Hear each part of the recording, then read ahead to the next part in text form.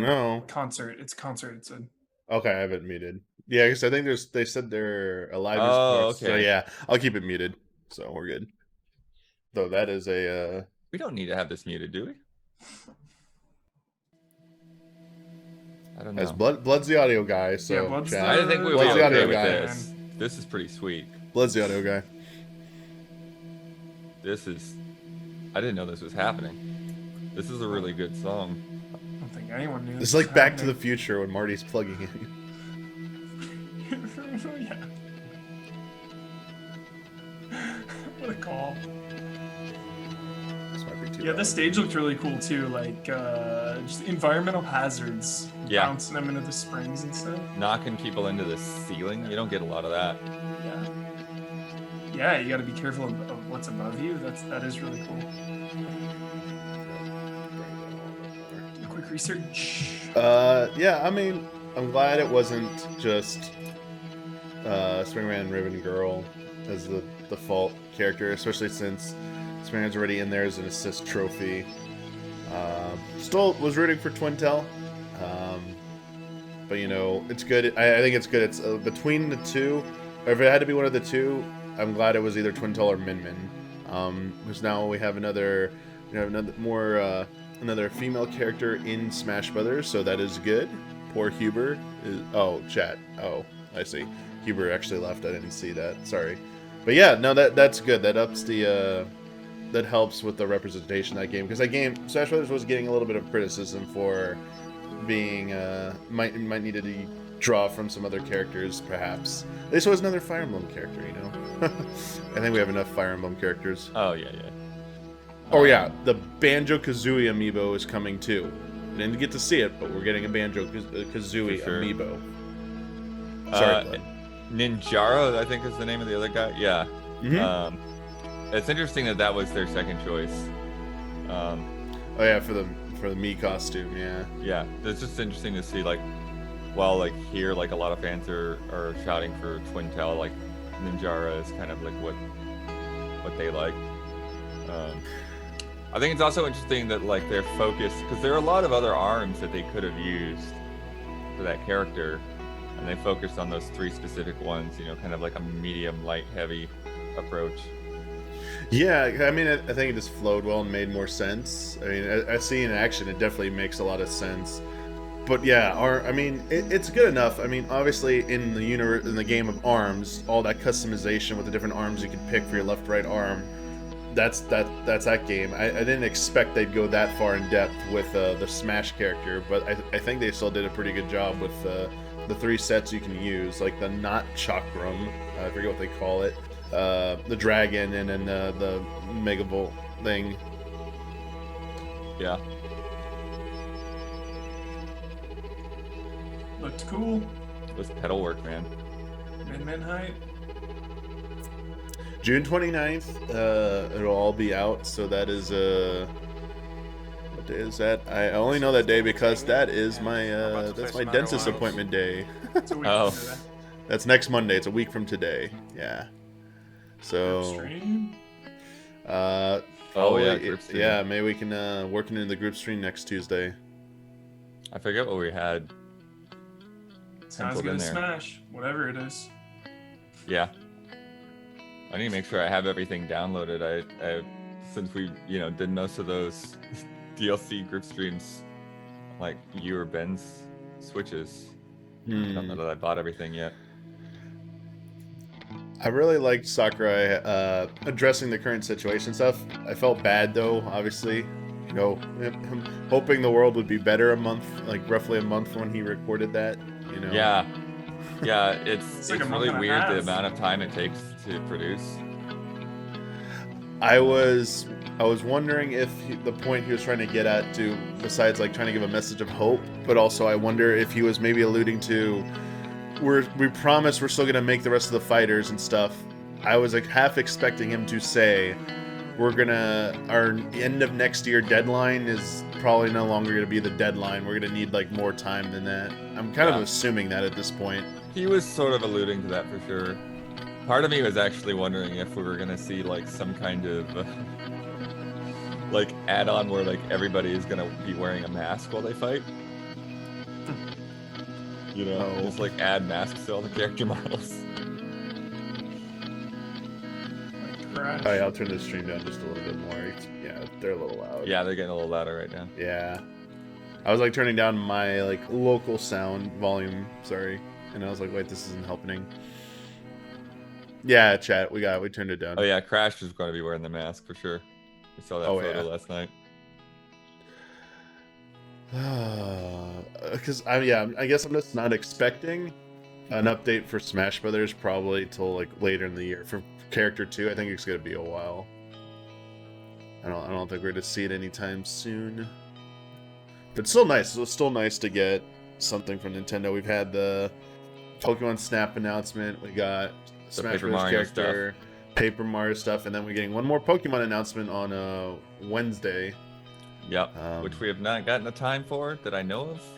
No time yet that I've seen either. But I would guess it would be the same time as last week's. Yeah, it's probably gonna be in the dumb morning, which probably means hopefully someone else wants to be in on it. I don't want to do like 4 days in a row of 6 a.m. That is one thing about this whole thing. I love I love that we're still getting news and updates from all these events. It's just making me miss like a condensed week more and more, though. I really hope we can go back to a condensed week. Right. Or like at least a condensed like 2 weeks, because I mean something like is that. Already kind of spreading out. But yeah, this stretching out for like 2 months is kind of getting insane. Well, it's like. For those of you in Europe, you're saying it's a good time for you. It can be like 2 or 3 hours later. Would that be horrible? Just like 9 a.m. our time, so like 3 hours later after 6 would be great. Yeah, they seem to go back and forth because there are some Nintendo Directs that have been in the afternoon and not in the morning. So I'm kind of curious how they decide that. But yeah, I think with Pokemon, they target Japan more than normal. I'm expecting that to be a Diamond Pearl remake announcement or something like that. Or whatever the next one in line is. I think it's Diamond and Pearl, right?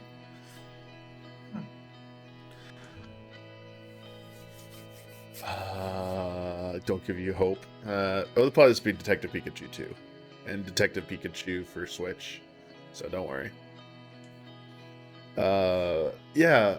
I'm kind of curious, though, when we'll get like because we got Paper Mario in about a month from now, and then we're back to we don't have another announced game. I think in July we're probably gonna get another like Shadow Drop game announcement, hopefully.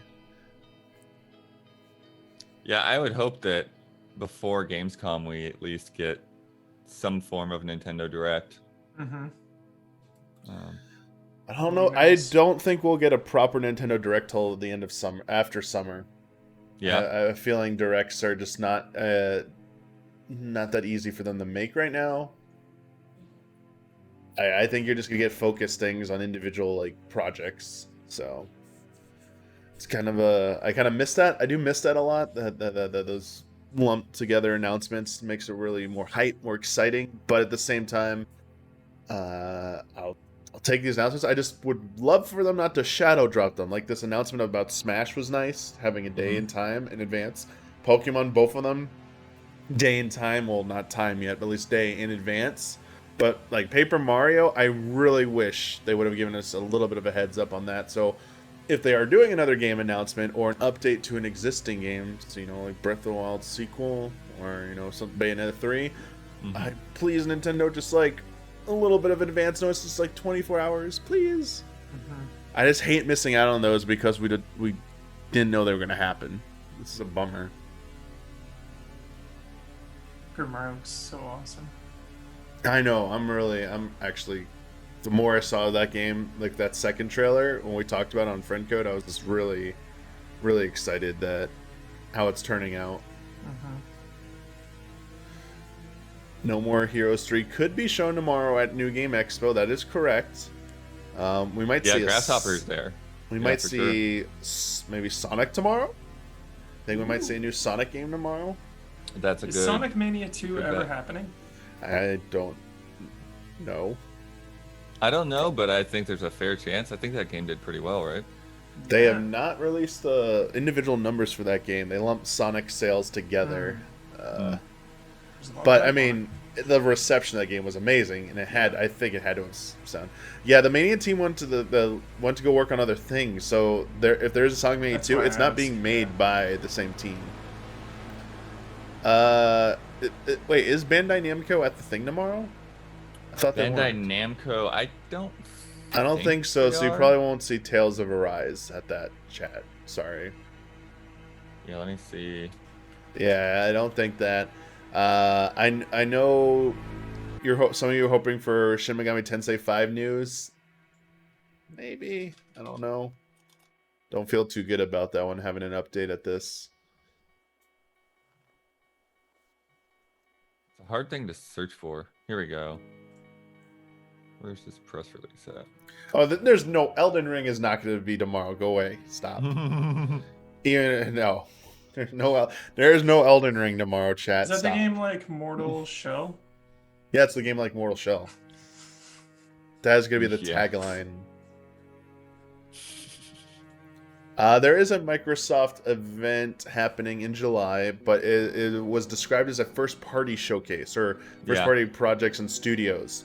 I don't think, unless they're changing their minds and they have some other big things from third parties, I don't think you'd expect anything but if you're looking for big, huge AAA game announcements, like where are the rest of them, I would say your best bet is the Gamescom Live thing in August. I think Keighley's Microsoft doing. could have some partnership things though. I don't think it will necessarily be all first parties. I have the full list here though of the New Game Plus Expo. Oh yeah, the developers, the publishers will be there. Yeah. So Sega, Atlas, Sega. which is part of Sega now. Natsume, Idea Factory, Spike Chunsoft, Koei Tecmo, which could have some interesting stuff. Gung Ho, Actil, which I'm not familiar with. Arc System Works could have Guilty Gear. SNK could have some good stuff. NIS America could have some good stuff. PM Studios, I don't know. Grasshopper Manufacturer, as we mentioned earlier, maybe No More Heroes update. Axis Games, Playism, Inti Creates, who have been doing some pretty cool smaller games, and then Way Forward was the only one on here who's not particularly a Japanese developer, except maybe some of those smaller ones. But yeah, mostly Japanese studios. Blood doing all this research. I wonder if Blood is vying to become the new anime guy. So we're gonna see a lot of. You watching any animes right now, Glenn? Yeah, you're watching any Yeah, anime, I'm Bloodworth? Anime right now. Okay. Huh. We don't know what happened to Gandalf 2, chat. We don't. Just kind of got lost in the ether of all these game announcements. Yeah, maybe see, because we know there's new King of Fighters in the works, so maybe you'll see the new King of Fighters tomorrow. New Metal Slug. Oh yeah, that's That's right. for sure, because Two new that Metal was Slugs. 2 new Metal Slugs. Is there one on mobile? Oh. Yeah, I think the new King of Fighters might potentially be the biggest thing they could show them, like, tomorrow. Oh man, with Sega and Atlas involved, there's so many big things could. Oh no, I know. I mean, it has the potential to be like the show, like stopper, essentially. Project Athea is Gandalf 2. Stop. Cease this. Sonic Unleashed 2. Yeah, Sonic Adventure 3 incoming. That'd be Sonic smart. Unleashed 2 for all the warehouse. Oh yeah, we still Oh, haven't gotten a the Western weird release for ones. Persona 5 Scramble. Hopefully we Oh, get yeah. that. When Hopefully Hubert and I a played that Western demo, that was release great. For Yakuza 7, dude. I'm hungry.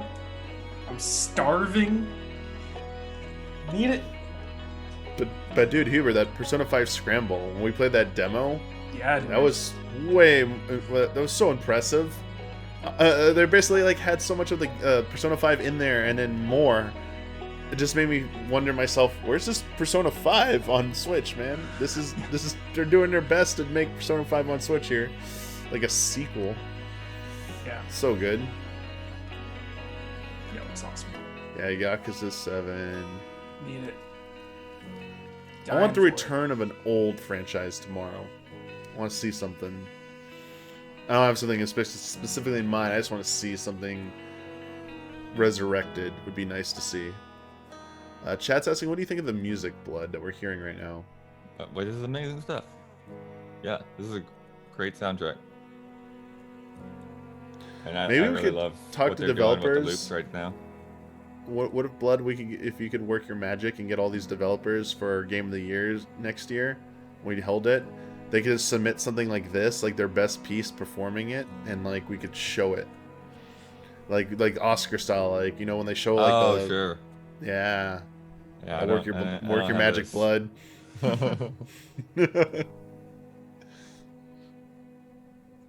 don't think we have a big enough production. We just sit in a room and yell at each other.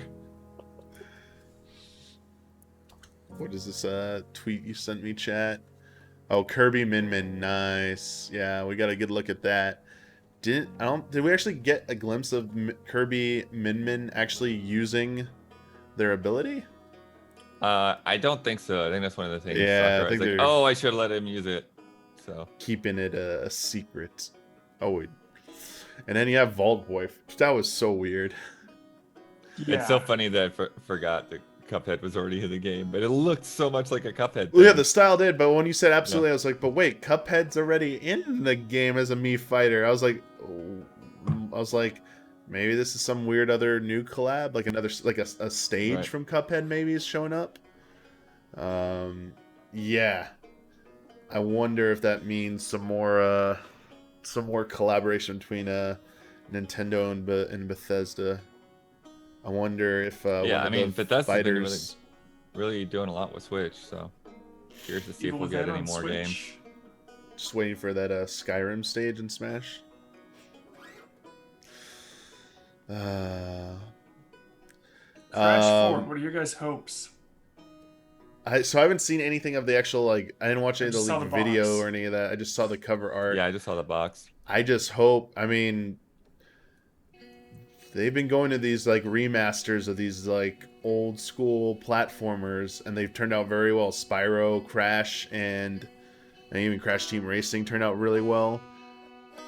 But my question for them was always, when you run out of all these remasters, when it's time to make a new entry, can you do it? Can you make a good new entry in one of these series? And we'll get a glimpse of that today and see if we are any closer to figuring that out. Well, and really I'm leaning skeptical. into that by saying Crash 4, even though like they had all these other Crash games Yeah. in between, you know?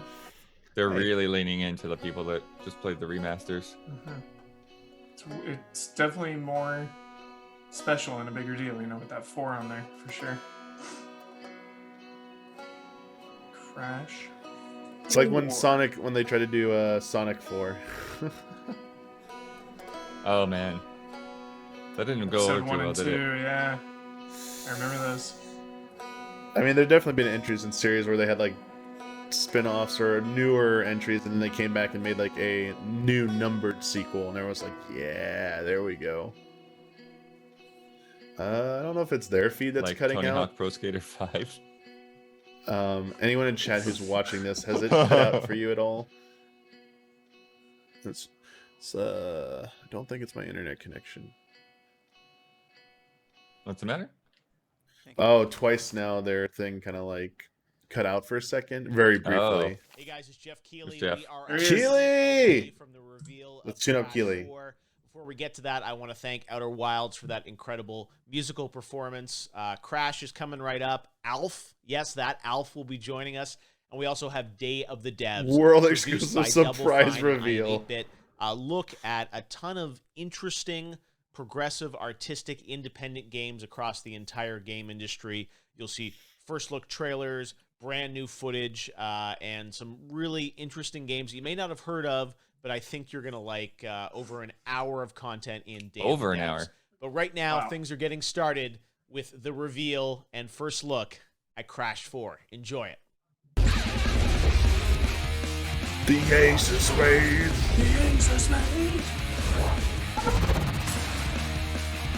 It's funny because this music seemed like it's very big for Tony Hawk Hey before. guys, it's Geoff Keighley. Welcome to Summer Game Fest. We've got a great show kicking off this week for you. I'm really excited to be doing yet another week of video game announcements. And one of the things... What is that sound outside? I've got an extra special package for Geoff. Geoff. The throwback. Geoff. The throwback. Just mess with you. Geoff Keighley, come on out. Not this Who's the voice? again. Who's the I'm voice in the of Crash? middle of a live stream right now. This guy always crashing my That important sounds shows. I'm gonna see what this is, but let me tell you, it better be worth it. This is hilarious. We're done. Yo, top secret package. Yeah. Crash, I really don't want the dirt that you have on Cortex. No. This is the Crash 4 trailer. For real? For reals. Well, it's about time. Exactly. Crash Bandicoot, you banished me to the past. But all it did was give me more time to plan your doom. Wait, that felt so much like Ratchet and Clank. Don't do the same thing.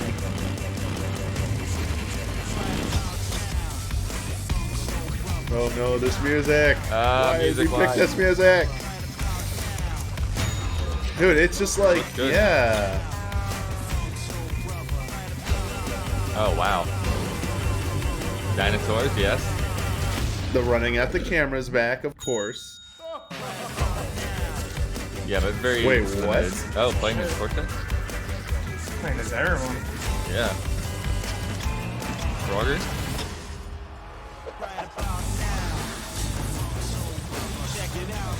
Yo, Guitar Hero represent. more. Hey, Crash is doing Sonic now. Ooh, side scroll.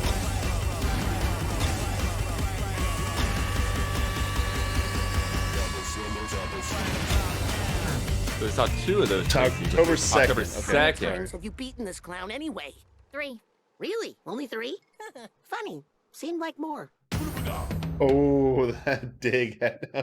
That's right. There's the big news. Crash for a brand new Crash game. It is coming this October. And right now I That's right. am joined by Paul from Toys for Bob Nice. to tell us about Says the Toys brand for new Bob. Crash game. Paul, we have been waiting for so long for something new from Crash. Of course, Activision has done some amazing Straight gameplay. masters of the Crash trilogy and CTR, but this is a brand new Crash game built from the ground up.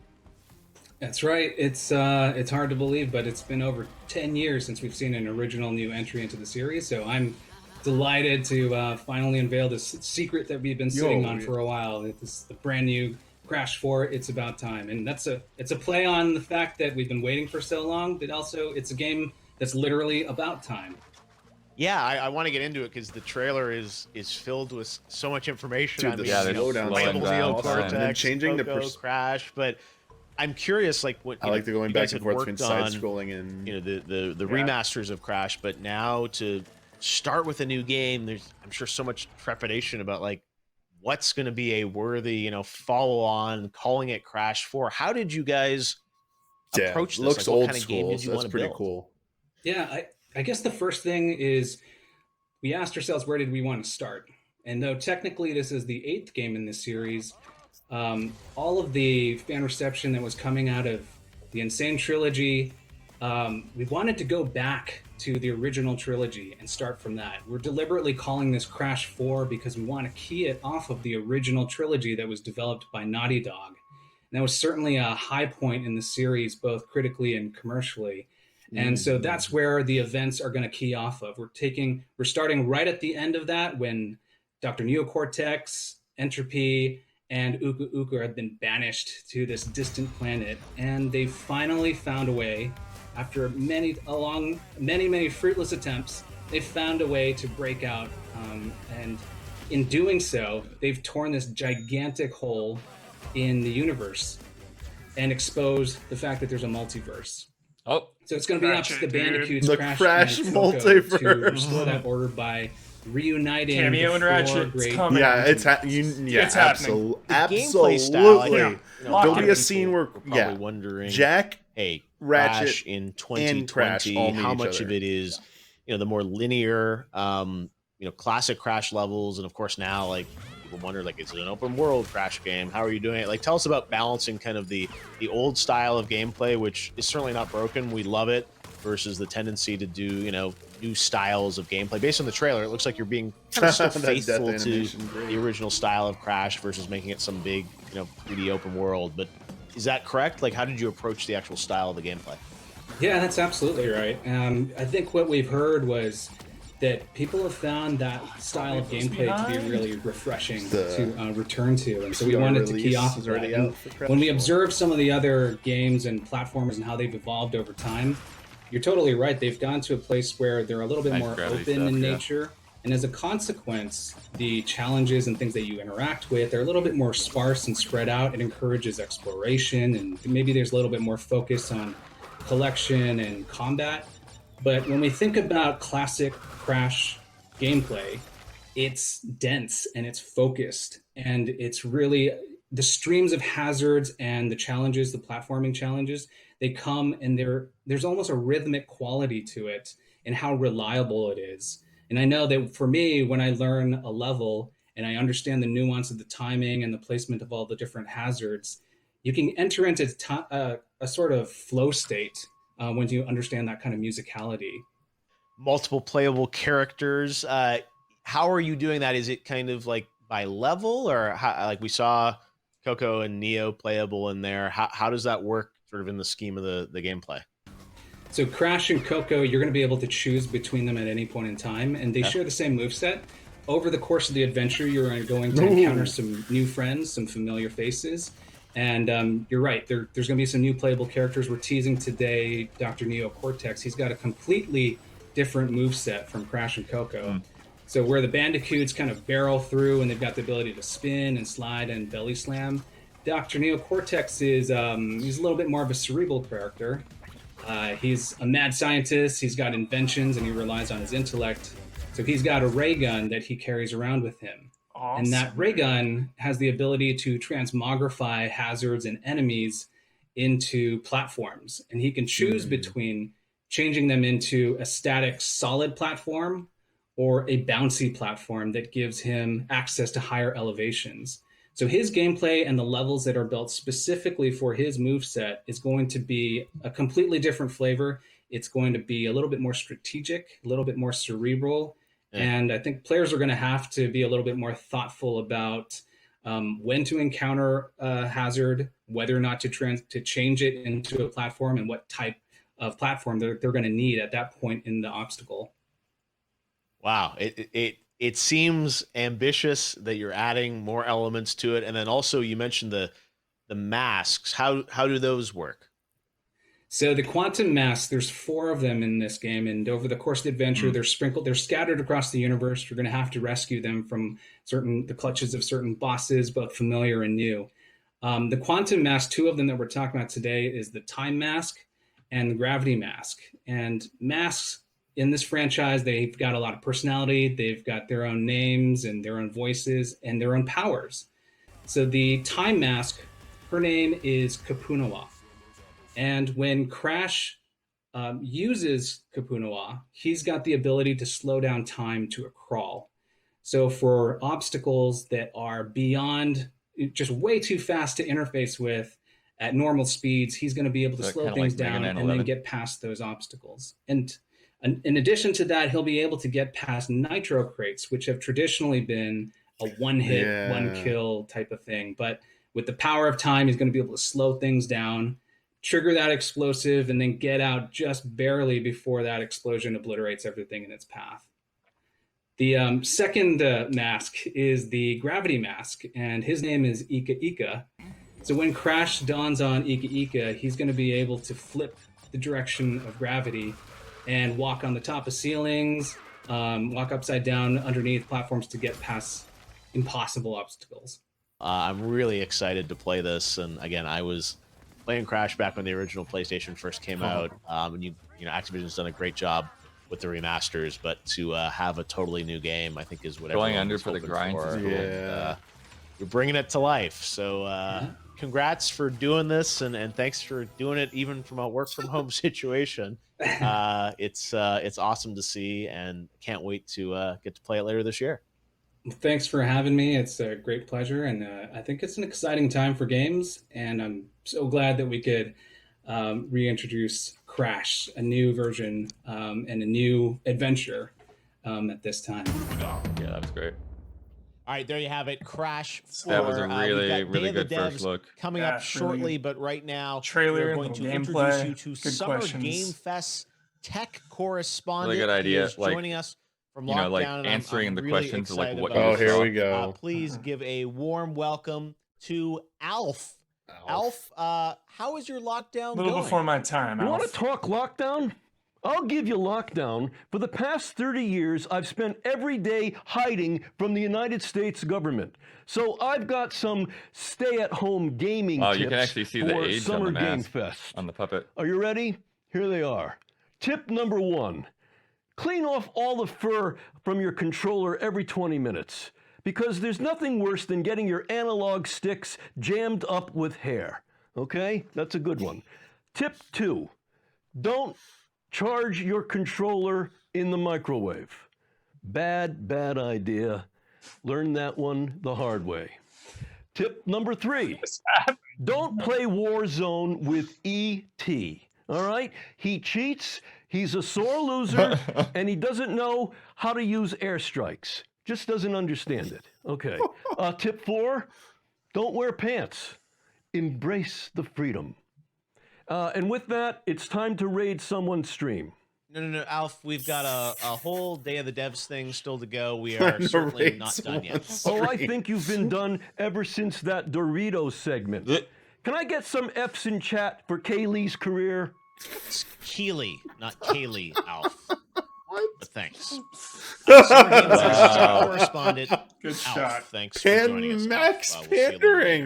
later. Right now, though, we have a special announcement about something coming new to Smite. Check it out. Oh, Smite. Oh, okay. just Smite. I'm out. Smite. My friend has like 48,000 hours logged in this game. What the? This world is Wait a second. Damiani, What? I'm out. They need our help. I'm back. What? Oh, Yo, Mike and Mike Damiani, you in? we're playing Smite go. now. Let's go.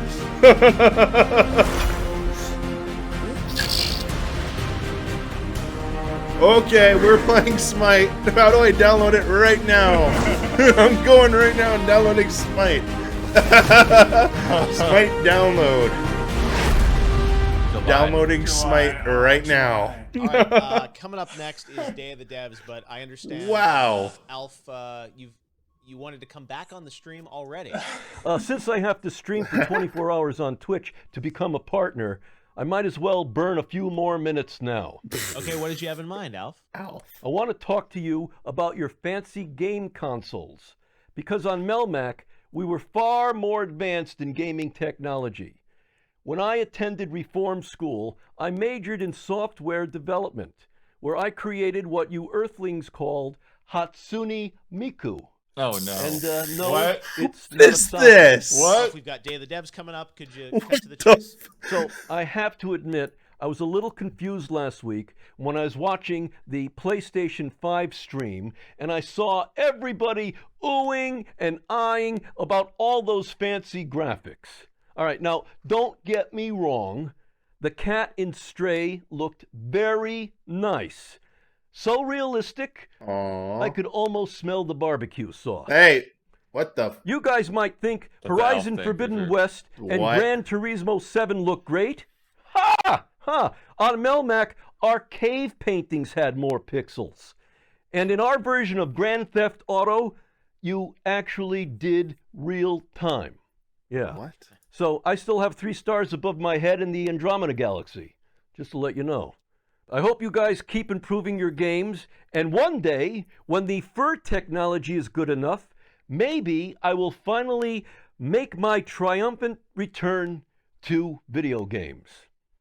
Now, if you have any ideas, my DMs are always open, at least as soon as my account is unsuspended. Now it's time for the Day of the Devs Developer Showcase, looking at a series of inspiring new independent games.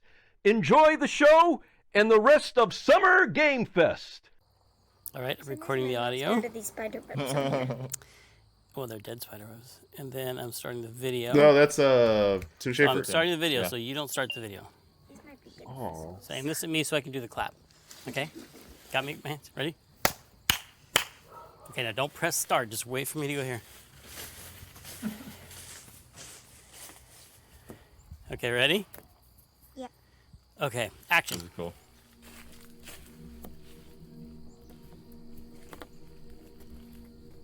Oh, hello there. You caught me airing out my skulls. I need to have them all ready for the big Day of the Devs Summer Games Fest. We're going to be showing a lot of cool games today, and you need the skulls to be at optimum performance. All right, I think we're set.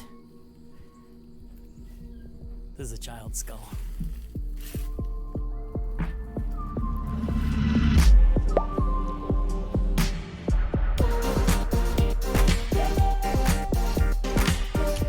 Hello and Yeah, they're welcome part of to the Microsoft Day of the now, Devs Summer but they're Game still Fest doing this, Showcase. which is cool. We're going to be showing you some great indie games today and letting you meet the developers.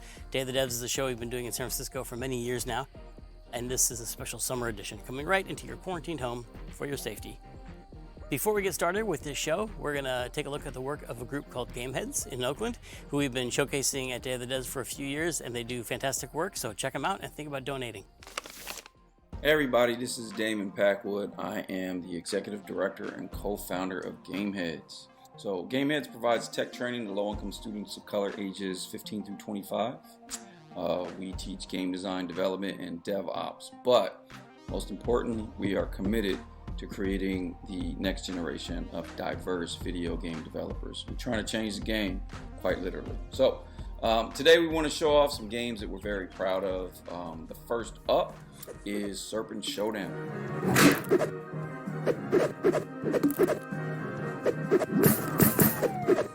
Yo. Serpent Showdown is a 3D arena fighting game. It's Tournament created game. by a group called Yeah. Persuasion Games. They're headquartered at This will be USC. Your move, The Smash team Brothers. comes from a diverse range of backgrounds and life experiences. We're very proud that 3 of our students are on this team.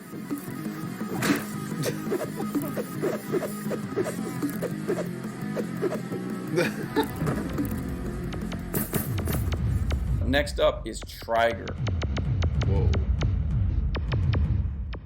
Show the Trigger's base. a bullet hell mixed with a Solid. color matching game that incorporates an 80s inspired aesthetic arcade console experience. Snake and Geometry Wars. Yeah.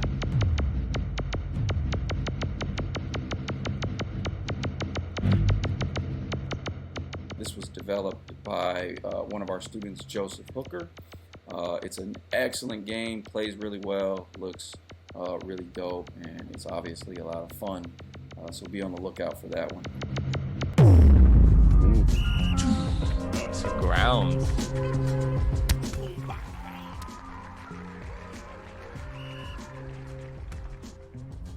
Yo. How's it Dodgeball. A Dragon Ball sound effect. It's a transmission. Yeah. Out of here.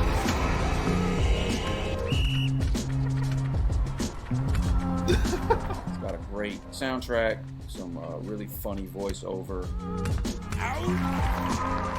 It's created by an all black male team. Shout out to Tiati Suarez, Jovan Smith, Xavier Ward, Yaku Herring, and Tabari Special Davis. Powers Dodgeball game. Heck yeah.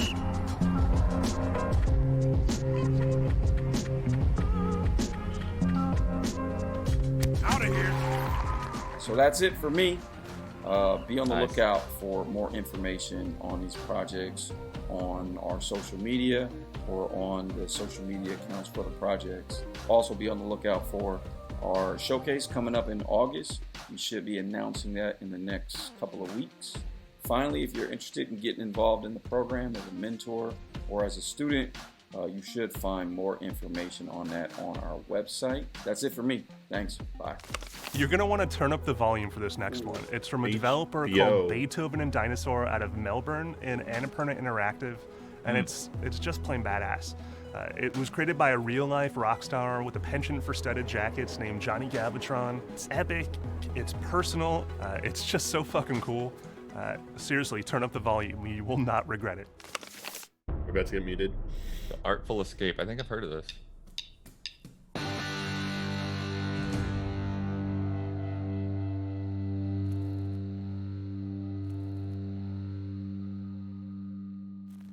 My name's Johnny Galvatron from Beethoven and Dinosaur, and right now we're going to show you the video game that we've been jamming on. It's about a teenage guitar prodigy who embarks on a journey to craft his stage persona. It's called The Artful Escape. Nice. Music. Stuff gets pretty far out, but our story begins on Earth there's a squirrel. In Calypso, Colorado, where Francis Vendetti is on the eve of his first live performance.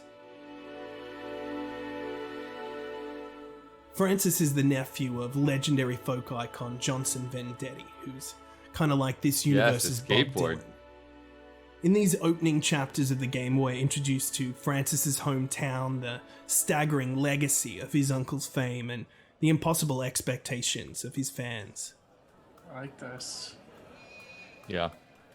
Many of the townspeople have opinions, even memories of Johnson Vendetti. And they'll offer you advice, history, and ill omens. Night in the woods.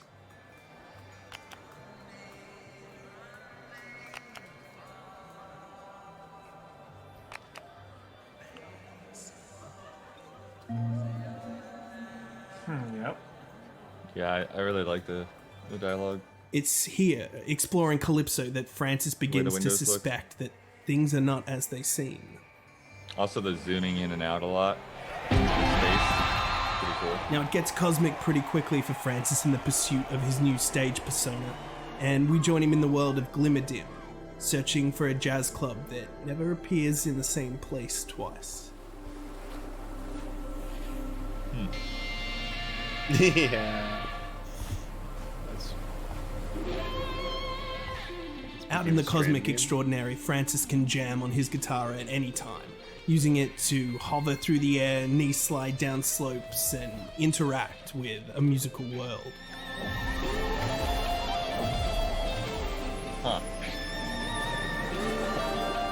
The different dimensions of the Artful Escape are alive with creatures and foliage that will harmonize with your guitar.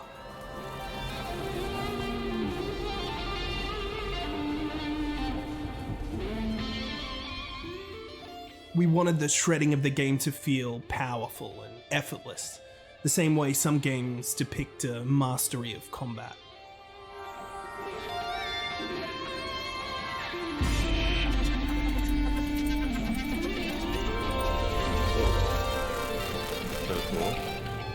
Francis uses a musical language to communicate with the interfaces and creatures along his adventures, sometimes with jazz club owners like this.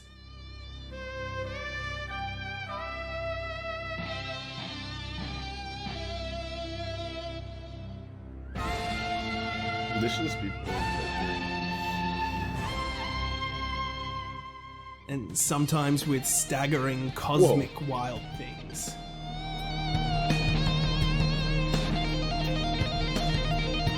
That's so earphones, my goodness. You can customize many aspects of Francis's persona, including his stage name, what planet he's from, discuss your backstory, and of course, change your stage costume. The Artful Escape is a loving mishmash of rock operas and adventure games and guitar solos. It's been a journey to create, and we can't wait for the final act. Thanks so much for watching. That's all we've got right now. Except for this. Nice.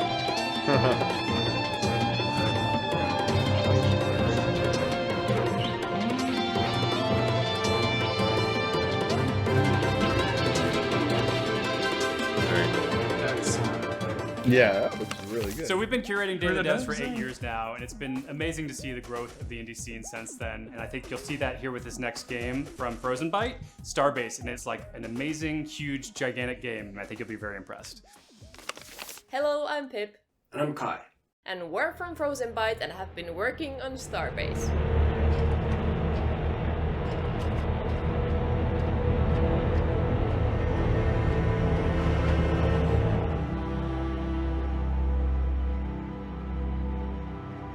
Starbase is our upcoming space MMO, set in a universe of vast Space scale, MMO? where everything is fully destructible.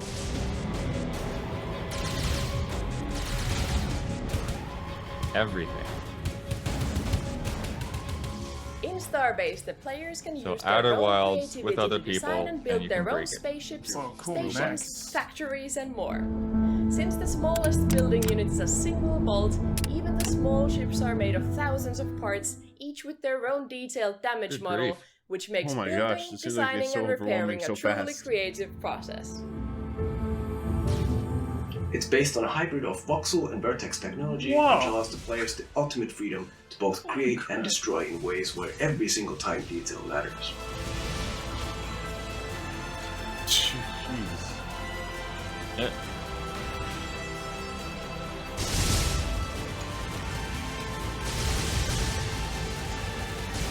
Oh man.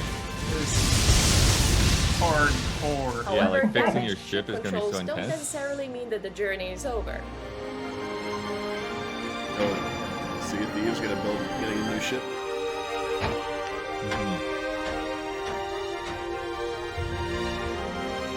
Riveting. If reconnecting Whoa, pipes and cables nanites. won't solve your flight Unintended issues, blood? you can manually Oh, adjust the yes. thruster and generator values in the engine room and continue on with your journey.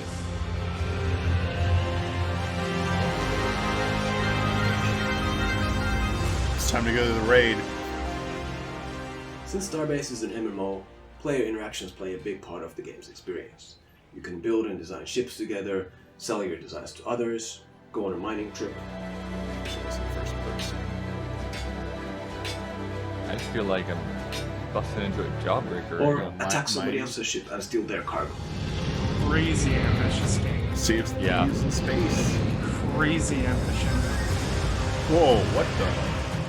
You can form factions, What? build huge capital Yo. stations, and engage in massive fleet battles. It's like they're and trying to try compete with conquer the Eve universe right now. together. Yeah. Like, is this Eve now?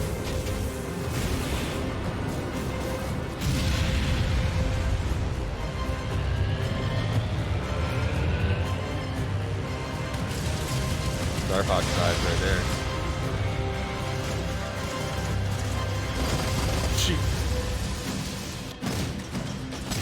Shoddy. That looks pretty good. What? Welcome to space. Dude, the combat's pretty impressive. Whoa. Good feedback, good looking guns. Dude, if you like communicate Obviously with with your the team like, hey, destruction. I need some air support. Come in there with like your spaceship.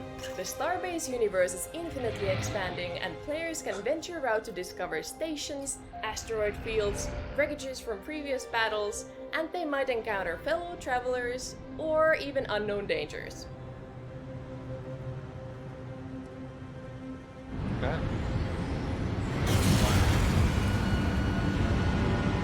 Oh no. We're going down. Crash landing on a planet? You can even try your luck at being the first one to reach one of the faraway moons. That's amazing. I'm going there, dude. You're gonna need a But 3080 Ti for this game. Sorry. The next gen. how is this game even real? What? Right? I guess there's probably like established like cities, places you can go to, bases. Yeah, it's like Starbase this will mix be of coming like out on Eve and Steam No Early Man's Access Sky. later this year. If you're interested in following the development progress or trying out the game in its closed And then alpha just all the stage, building join and our destruction Discord stuff. server at discord.gg/starbase, and don't forget to wishlist the game on Steam. Can I get an apartment? Wishlists are This back, next baby. one is a collision in that of so town? many familiar trappings done oh so well. It's a retro modern genre visual mashup. It's from Big Blue Bubble out of Ontario. It just features some of the coolest, most beautiful sprite animation in a while, especially that boss battle you're about to see. Ugh, it's awesome. I'm Neha from Big Blue Bubble, and we made Foregone. Foregone. Whoa. Yeah, he's not good. Foregone Yep. is a fast and fluid 2D action platformer. Yeah, and a sliding, retro pixel dashing. art. Zerg right there. Yep, In yep, Foregone, yep. you'll slice your way through hordes of enemies and collect an arsenal of powerful weapons, all the while unraveling the mysteries of the entity known as the Herald. Caligan's first king, back when it was still a kingdom. Love it. One line of dialogue. Let's go. Let's go. No blood stain. Too much talking. Good. Foregone Top has 10 been a skeleton passion project kings. here at the studio for the last few years. After making mobile games for the better part of a decade, we wanted to make something that reminded us of classic games that we grew up with. Gonna fire some skulls. Eat lead. Kill. Oh.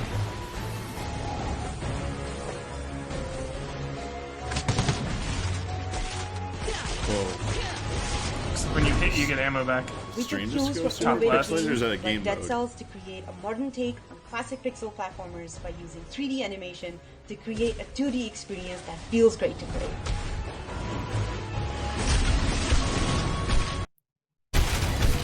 There you go, chat. Inspired by classic games such as Yeah. Prince of Persia and Castlevania, we wanted Foregone to be a handcrafted adventure that players would progress through while unraveling a compelling story. Looks much cleaner. Dash. Dude, this. Yes. Air dashing is. We were also inspired by games like Diablo, where your character progresses through the game by discovering rare loot that helps you defeat mobs of enemies across the world. That spin attack she does looks very familiar. Twirl.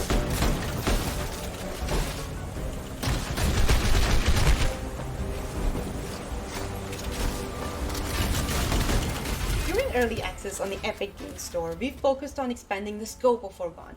Most recently with our June update, which introduces an all-new biome, the Creepy Catacombs, filled with new hordes of enemies and 2 new boss encounters. Yeah, the animation. Really cool.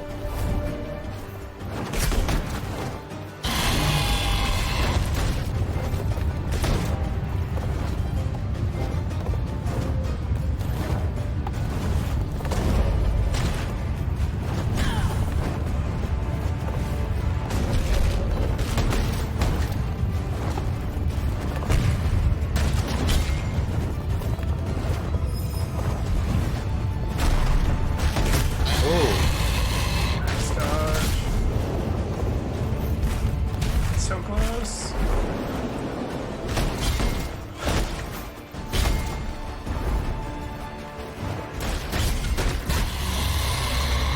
Beautiful.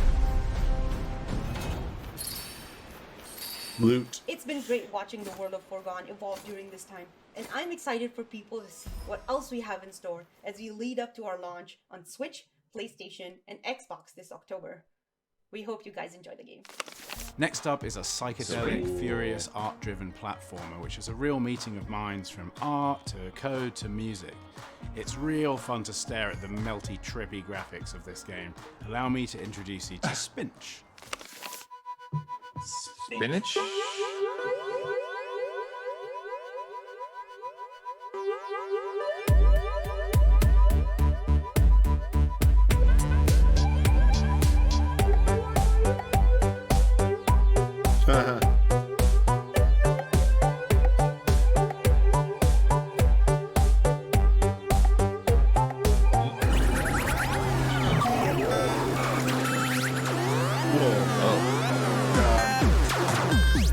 Bad trip, man.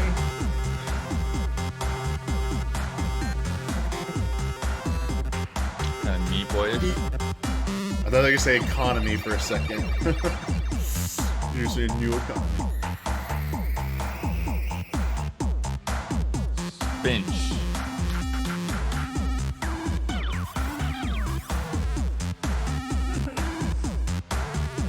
said it like spinach. Yeah.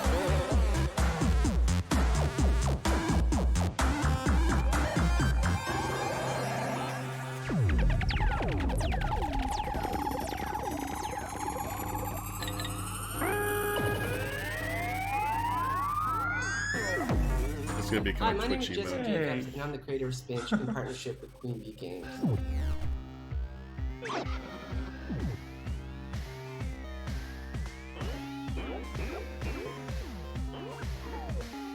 What an art style.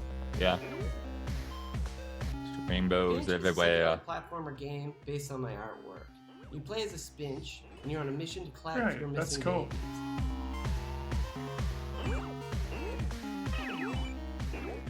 Because it may seem cool, but Spinch babies are used as ammo against the bosses. Save the Spinch babies. Save them all. In this age of mass production, art plays a very valuable role, and Spinch was created to reflect these values.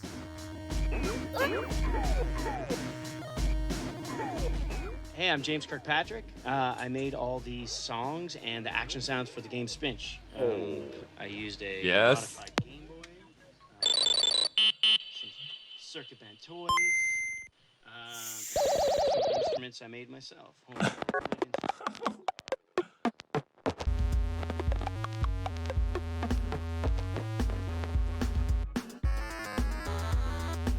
Pure, unfiltered creativity. I know.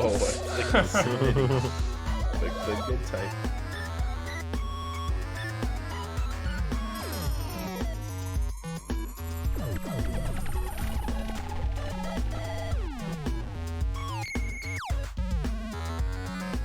September 3rd? September 3rd. Next up is Ynglet from Nifless. They've been making games for over a decade, like Knit, and they made this beautiful audiovisual soundscape that is a platformer with no platforms. Hi. What? I'm Simon Stålhanske, and I'm the colleague of Platformer Nifless, with who's the no sole developer on platforms. Ynglet. Nifless is known for working on games such as Knut Underground, Ernog, and Affordable Space Adventures. Both of us are from the small Copenhagen-based studio Triple Topping Affordable Space Games in Adventures was Denmark. really good. Right? In Ynglet, you jump between bubbles that float in the sky like you're a space dolphin. Oh, okay. Kind of like when there's And like all the water while, you in, like, melt Mario into a Galaxy, highly reactive and dynamic soundtrack created by Ynglet's custom and needlessly complicated music software.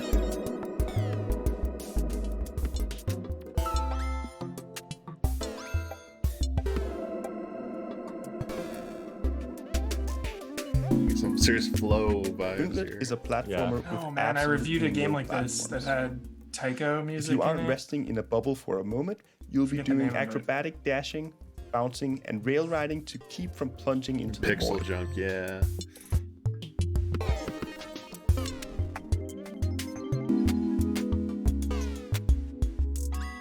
It's interesting. Everything is like looks like doodles. Feel bags Difficulty is fluid in Ynglet. With the granular difficulty settings, my you can mind's find the long to level of adjust to, challenge like, what that you're- suits you. should be, like, interacting Ynglet with has and dynamic stuff. save points. You decide whether to stop, take a little break and set a respawn point, or whether to blast daringly through the Nice. level, putting everything on the line. That's good.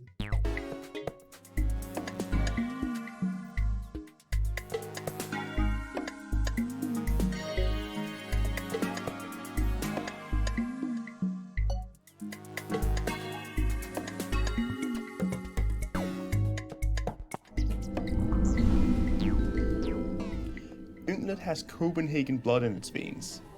Each level in Ynglet is based on a location in the capital of Denmark, where our studio is also based.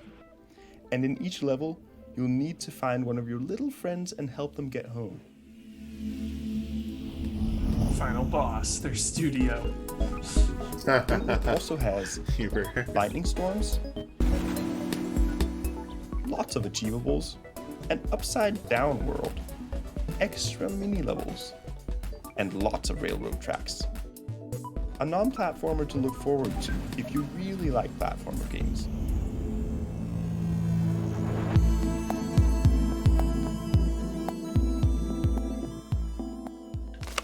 Our next game is called Skate Story, and I know Hokum what was you're the game I was thinking. thinking of. EA Motive just announced the sequel to Skate, but Skate Story is nothing like that, except it has the same reverence for real-world skateboarding, but it gets weird. It gets real weird. You'll see what I mean. Hi, I'm Sam May. I'm a game developer here in New York City, and I'm making Skate Story. Skate Story is a game about skating down into the underworld. You play as a glass skater trying to reach the center of the underworld. Yeah. The world of Skate Story Made is of filled glass. with beautiful architecture that sprawls out in every direction. There are 9 layers underneath New York City, each of them governed by a sentient moon. You'll meet weird characters like hooded demons or rusty frogs, and you'll talk to the moons in the sky. I'm trying to show skateboarding in a different sort of light. I want to skate across beautiful, otherworldly structures. We need more frogs of power. And kickflip over a forgotten god's statued head. I grew up playing a lot of the classic skateboarding games, like Tony Hawk, riding around the warehouse. Oh, this is the one where they like spent a lot of time showing you how Skate, the controller worked, Ollie right? Ollie, or even new indies such as Session or Skater XL. The control scheme of Skate Story is a weird mix between all of my favorite skate games. In Skate Story, you have to shift your weight before you do tricks. So, for example, in real life, to do a kickflip, you have to kind of position your foot over here before you flick the board to do a kickflip. So, I hope that in Skate Story, you actually see how it mirrors real life skateboarding.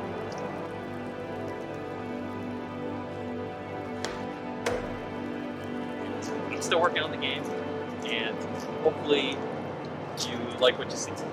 Thanks for watching. Skate Story. Very, very cool. All right, next up is a game that exploded on Kickstarter recently called Black Book, a deck building adventure game set in kind of a Slavic folk horror setting. Looks terrifying. Hello, I'm Vladimir Beletsky from Martyoshka, the studio behind Black Book.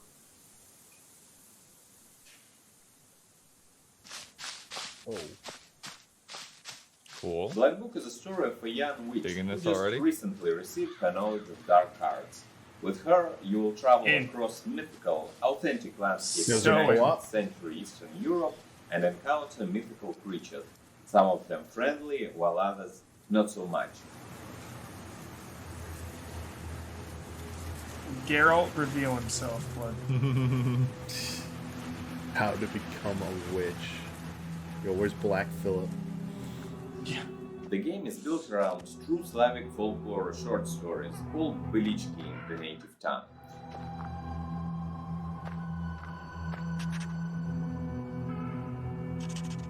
Oh, I love this. Yeah. Inner Saga, right? Yeah, so I was thinking too. In these stories, people tell about allegedly true meetings with spirits and demons.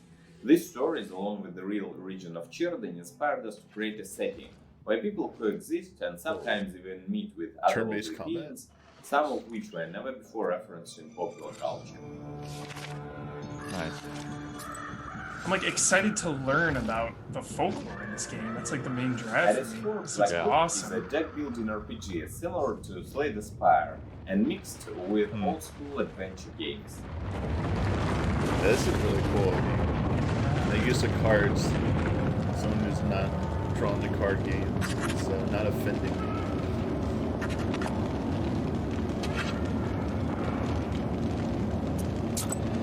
Gates of Hell.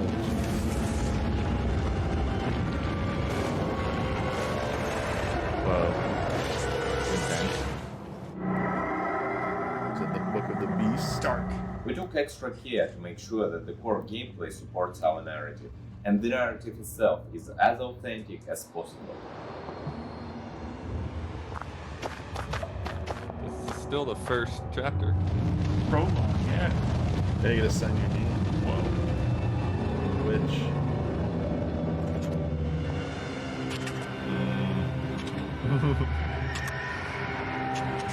Pick me up. Village has their own structure, has their own goals, and we try to convey that in our game. We feel that the unique Slavic setting and its lore have great promise when it comes to world building.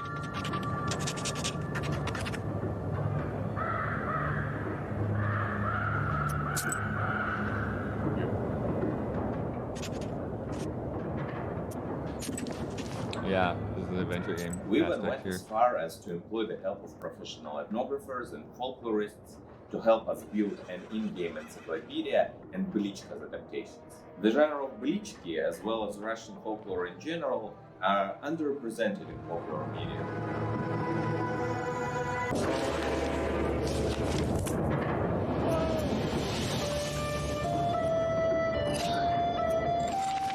You can build your own deck of spells, encounter mythical creatures, and you will reveal all the mysteries of the Black Book.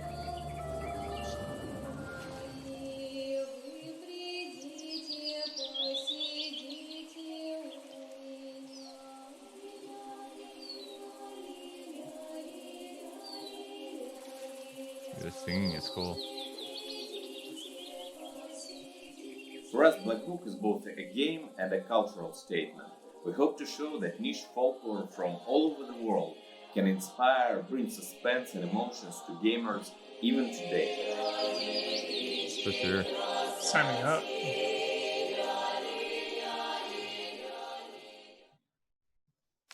This next game is all about teaming up with your friends to defend a village of vegetable pals from being eaten by wee beasties from the outside. It's made by the Molasses Flood, who are really good friends of ours at Double Fine and actually helped us out a lot with Psychonauts too in the early days. This is Drake Hollow. Hey. Yes. My name's Forrest Dowling, and I am the creative director on Drake Hollow. And this is Lou, who will not stop pestering me because she hears me talking. So she gets to sit in my lap for this. Drake Hollow is made by Molasses Flood, a company I co-founded a number of years ago, and we're best known for The Flame and the Flood, which was, our only title thus far. But I'm here today to talk about Drake Hollow. We should check that other game out too. Flame in the Flood's Yeah, we awesome. saw this. Challenging. Yeah, this game. Yeah, we Who saw got this. the chest? Oh, who's getting it? Oh, it's the. Ooh, Blunderbuss. We call it an adventure action village building game. So I think today I remember him. He was in the other the presentation. southeast. Yeah. Gonna go try and find that lighthouse. When we started working on this, we had previously worked on a pretty hardcore survival game, and what I wanted to try is just making a game that explored a lot of the same ideas, but it wasn't so much about you surviving as it is about you taking care of something and helping it survive. It's a game about taking care of things, and that's where the concept of the Drakes came about. They're sort of the heart of the game. They're these kind of charming little vegetable goblin creatures that are kind of dopes. Like, they need your help. They need you to build them places to sleep and provide food to eat and entertainment for them. Seems like our drakes could use a little more entertainment. Let's see what I can build them.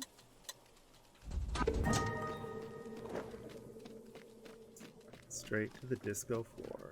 Of course. Your favorite. It's your masterpiece. Come on. Mm-hmm. Yeah, Oh, are you gonna dance? Aw, Chat, yeah. yes, more cats. So your job is to do all those things and to take care of them, and you can bring along your friends for help as well. So if you want to play co-op, you certainly can. And it's a really big part of the game. It's something that's been one of the pillars since we conceived it. Alright, Tesla coils, do your thing. Ah. Side, little buddy.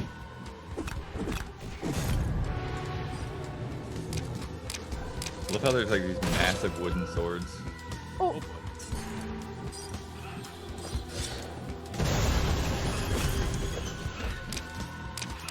Maybe I should...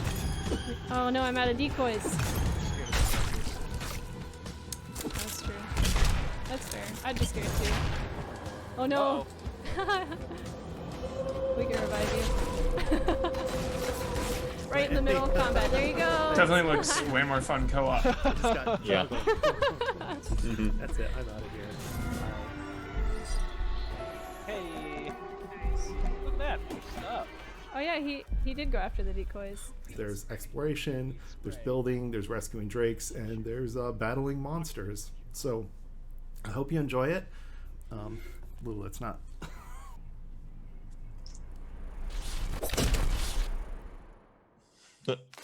Retro throwback games are all the rage, but they are hard to nail. 8-bit, 16-bit era stuff, not all developers know how to do it right. But there's one in particular that we've been showing since the very beginning of Day of the Devs 8 years ago.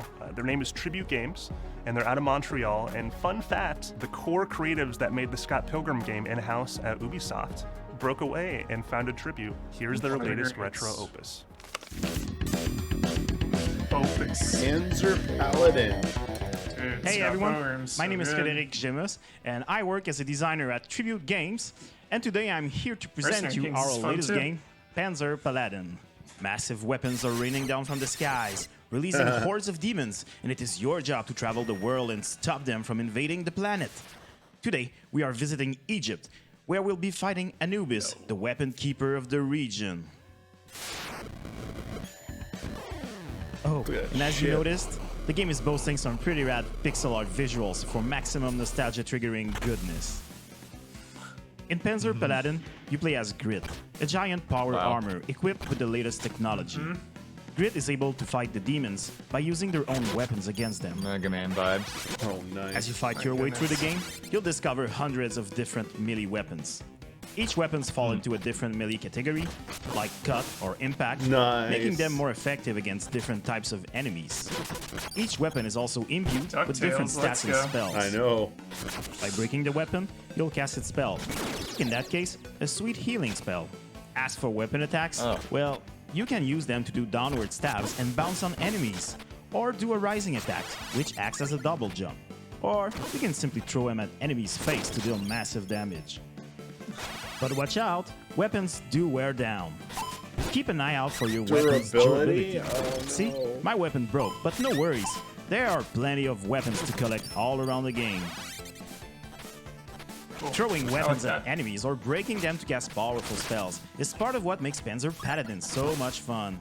Keeps the game interesting throughout, just But perhaps constantly changing. your greatest weapon in the game might just be Flame, the squire that pilots the Paladin from the inside. She can eject to sneak into tight spaces, or to recharge the power armor when it's low on energy using those tanks.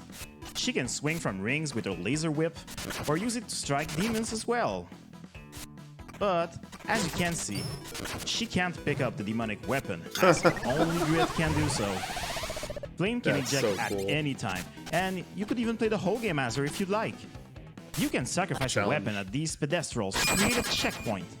Checkpoints are well what a worth way it, to make a checkpoint. mainly when you encounter creatures like this one. This is the Horseman. If you hoard too many spirit weapons, the mythical creature will come to fight you. A perfectly timed block, followed by an attack, will open up any enemy's defense and create a parry. You can also use the backdash, a lightning quick move that will dodge almost any attacks, especially those unblockable energy attacks. The Horseman is a powerful enemy that you'll encounter multiple times in the game, truly challenging your swordplay skills as you progress. And by defeating the Horseman, you will be rewarded with the mysterious weapon from the Blacksmith, a weapon created by the community. With the Blacksmith, you can forge anything Was that an you NES want. controller in there? You simply need to draw the pixel art using our simple to use tool, name your creation, and allocate the points to the different parameters in spell. Once safe, your friends, family, and the whole Panzer Paladin community will have access to your pixel-crafted armory. Set or slice a world record in the speedrun mode. Replay all levels and try to beat your friends' time, the community's best, or just your own. Find shortcuts, maximize combat techniques, and discover new ways to save time. Earn medals and place your name high up on the leaderboards. Panzer Paladin is Potato, packed with 17 carefully crafted levels, each with a unique boss, grappling protecting a hook things? powerful weapon for you to seize. Yeah, that's By completing yeah, your to get out, first you run can of the use those. game, you'll unlock the Remix mode, where you can access alternative versions of all of the levels, upping the difficulty and doubling Dude, the you fun. like countered his swing. Yep, That was that's pretty a sick. whole lot of side-scrolling action. The game is Wow. set to release this summer for Steam and Nintendo Switch, so keep an eye out for tribute games on all of the major social networks, and add the game to your Steam wishlist. Hope you enjoyed today's presentation, and stay safe, everyone. Yep. In. No, your stream Yeah. is not broken for this next one. It's definitely in black and white. There's not a lot you can say about this game. Damiani, it's your super stream better not unique, be broken. It sounds awesome, and it's unlike anything you've ever It's in seen black before. and white. Uh-oh. And it's from a developer named Games for Ghosts, which is a name that will make sense in about 3 seconds. Hey, this is Jean Devet three. from Games for Ghosts, and I'm happy to present our work in progress computer game, Haunted Garage. Haunted Garage has been in the making on and off since Haunted about Garage? 2018 and is created by myself and Richard Peterson.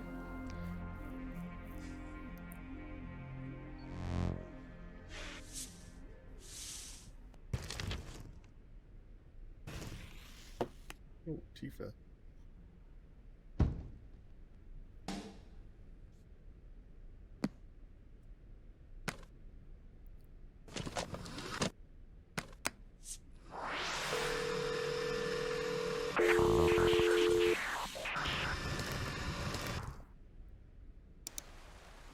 Whoa. I handle the artwork, Wow. sound, and creative direction, and Richard makes it all function and magically come together on the programming and technical side.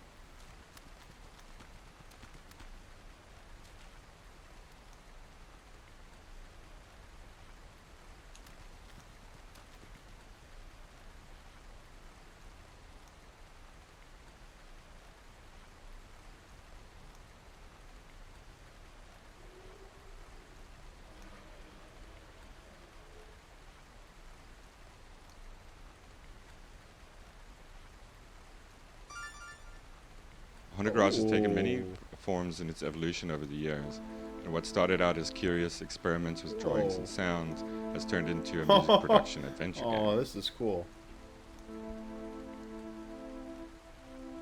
Taking inspiration from games such as Myst, King's Quest, Plug and Play to Samros 3, Richard and I eventually decided to put all our experiments under one roof, interconnect all these disparate audiovisual toys that allow you to create an evolving musical loop.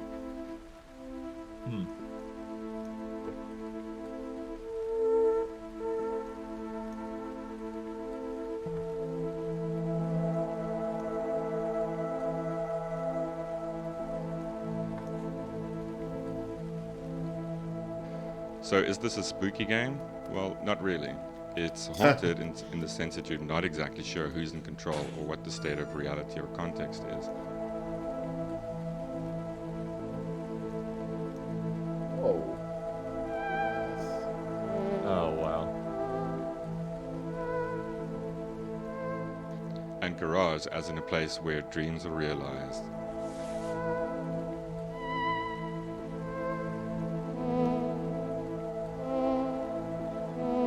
This is very cool. And not to mention band practice. You're also creating your own evolving soundtrack to this strange little pixel adventure game, where you explore and discover new instruments and artifacts to add to your collection.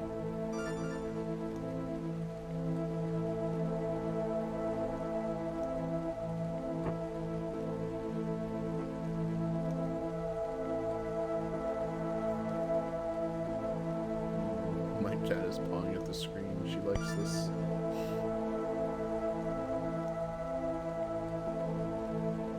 This game is definitely about making music, but it's also about puzzling over and manipulating these little contraptions we've designed to have limited functionality, but many variables and combinations.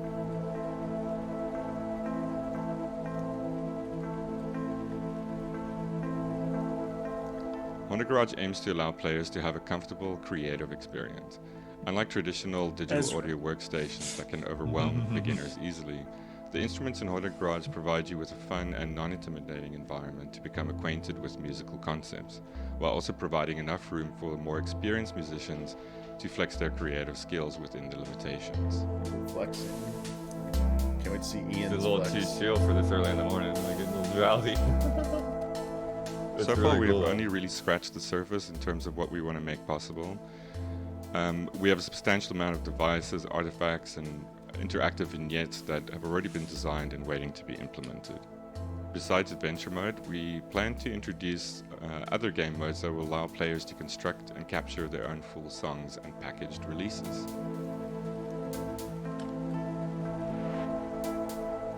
Honor Garage version 1 is by no means a finished product, and many corners still need to be ironed out. But what we have achieved thus far is the groundwork for what we see as an exciting new adventure gaming experience. Whether it's just about going along for the ride and adventuring, or spending hours mastering your skills and crafting your perfect little jingle and sharing it with your friend.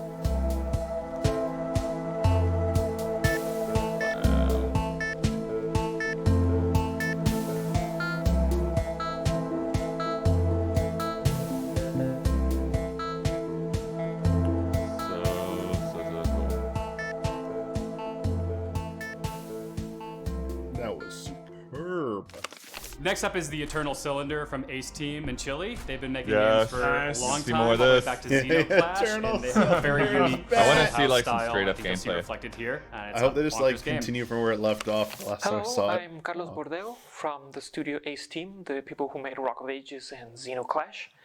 And I'm here to talk to you about the Eternal Cylinder, our upcoming game.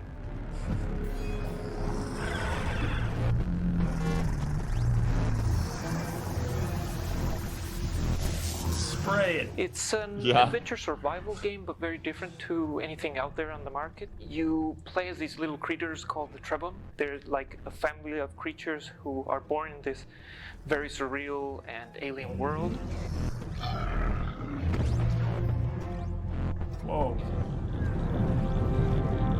The main obstacle, the main thing about the game is that it has this huge cylinder which is crushing the entire world, destroying it.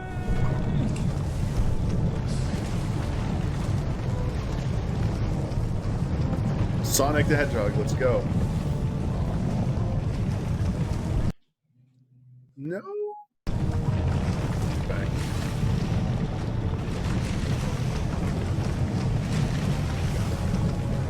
And you have to keep on moving forward and discovering about your family, your race, what's going on the world. You outrun this thing. Where does the cylinder come from? So intimidating. Oh. Wait, it stopped. I thought you For could now. stop Stopped it. For now.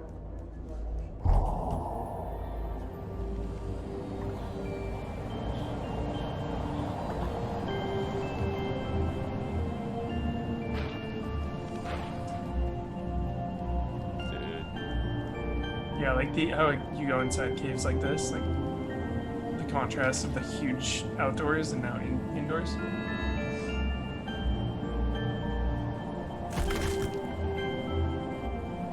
This time, the discovery of a new statue and the knowledge it granted was not a surprise, but a welcome sign that there was someone waiting for the Drebon. As soon as they completed the trials, of course, as was only appropriate.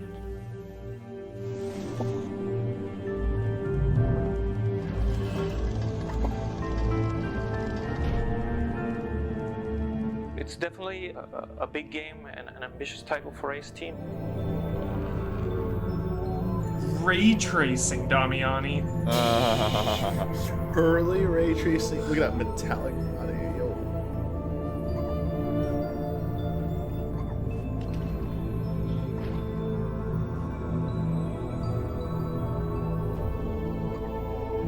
Never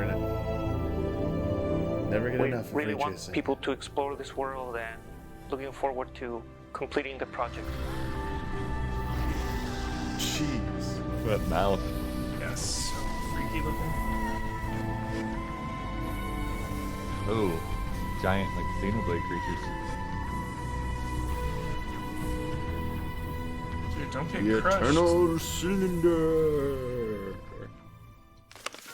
You've probably heard of Flow, Flower, maybe Yeah. even Journey. They're called That Game Company, and their latest project has been an ongoing social experience experiment that's gathered the attention of a lot of players. Yeah, they announced It's it's altruistic, it's compassionate, Other it's exactly the platforms. kind of hopeful gameplay experience that we all could use a It was little in bit the of right about Nindies, now. the And New they've World got an Showcase exclusive earlier first this look year. at something they've been planning for a while, just for Day of the Devs. We are honored to be part of the Day of the Devs and Summer Game Fest. Like you, we're excited to see what indie creators and studios have been up to. It is always a great source of inspiration and a mid-year recharge for the hardworking indie developers. We're so proud to see the fast-growing indie community and filled with gratefulness from the amazing players worldwide who have been supporting us over the years. As Sky approaches 1 year anniversary, we'll launch a new season, which comes with new stories, characters, and most importantly, a relaxing vacation that we all miss. Leading up to Sky's first birthday, we'll announce more surprises. Until then, please enjoy this teaser. Season of Sanctuary. Thank you.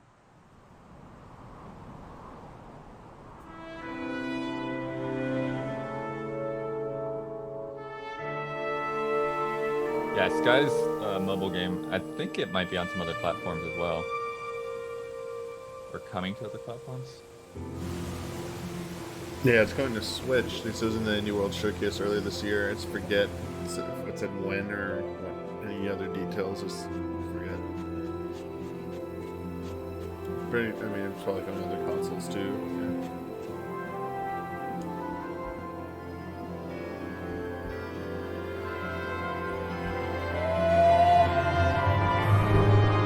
Well, those things are neat.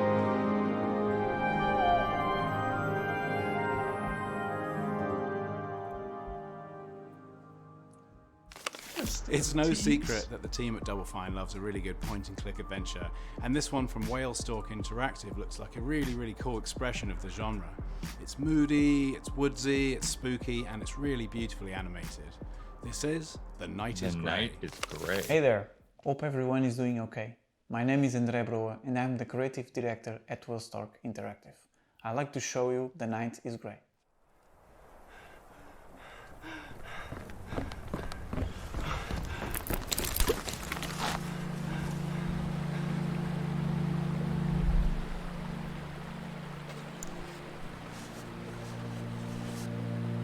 In this cinematic thriller, you play as Graham, who is being followed by strange wolves in the woods, until he finds a cabin with a little girl abandoned by her mother. You suspect the worst has happened, and now you're responsible for the child's survival in a strange night that keeps getting stranger. We tried for a somewhat surreal and creepy David Lynchian atmosphere.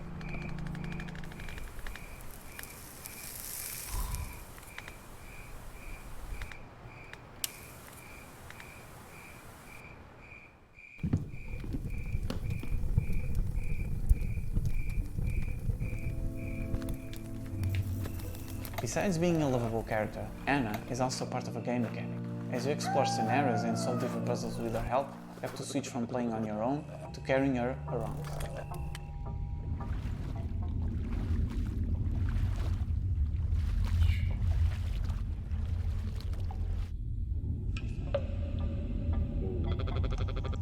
Shady things going down.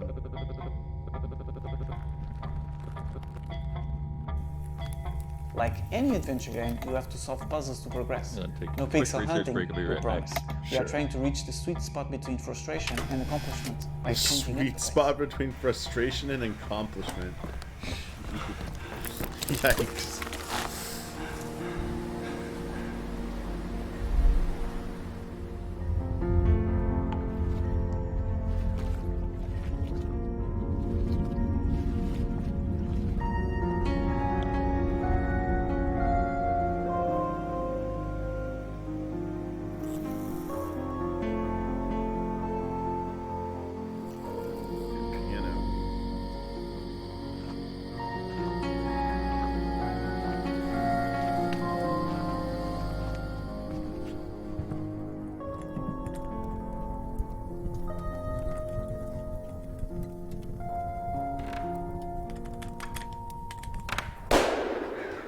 Comes down to the story, right?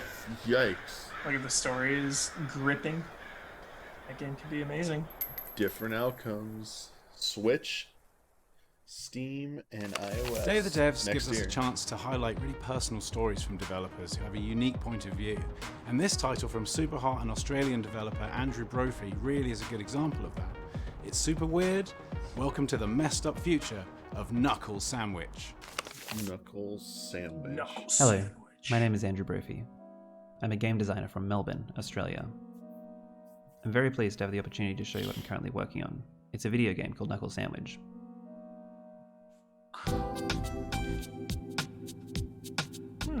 Earthbound.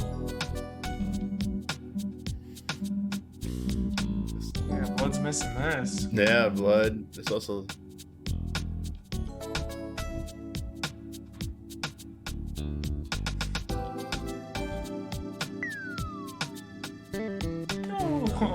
Yo, frozen skeletons? Ooh! I would describe it as a personal game, hiding inside an offbeat, turn-based RPG. It's set on a fictional island off the southeast coast of Australia, where players will find themselves assuming control of a young man who moves to the island and gets wrapped up in the lives of all the people that live there. Back, what's this one? Along the way, Knuckle you'll have run-ins with Sandwich. a dangerous gang, Wow. a radical cult, and a heap of other island residents.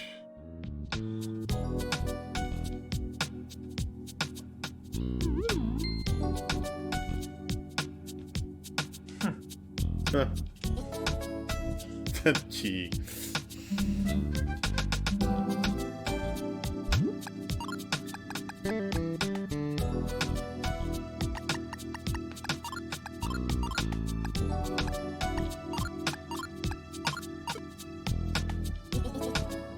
As I mentioned earlier, Knuckle Sandwich features turn-based battles. They function pretty much exactly how you would expect, except all special abilities are replaced with a huge variety of minigames. This is like Undertale, so. Whoa! Minigames are your specials? It's cool. Yeah, this is Undertale.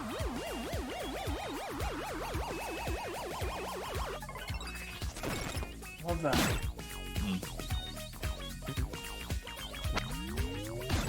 Whoa, cool.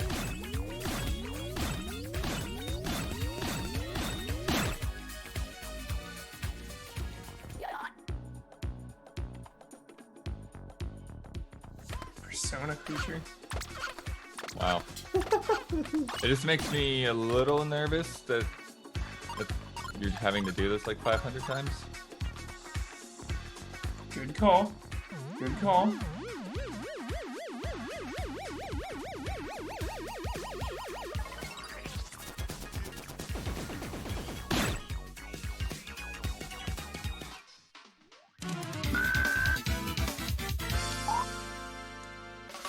Good music.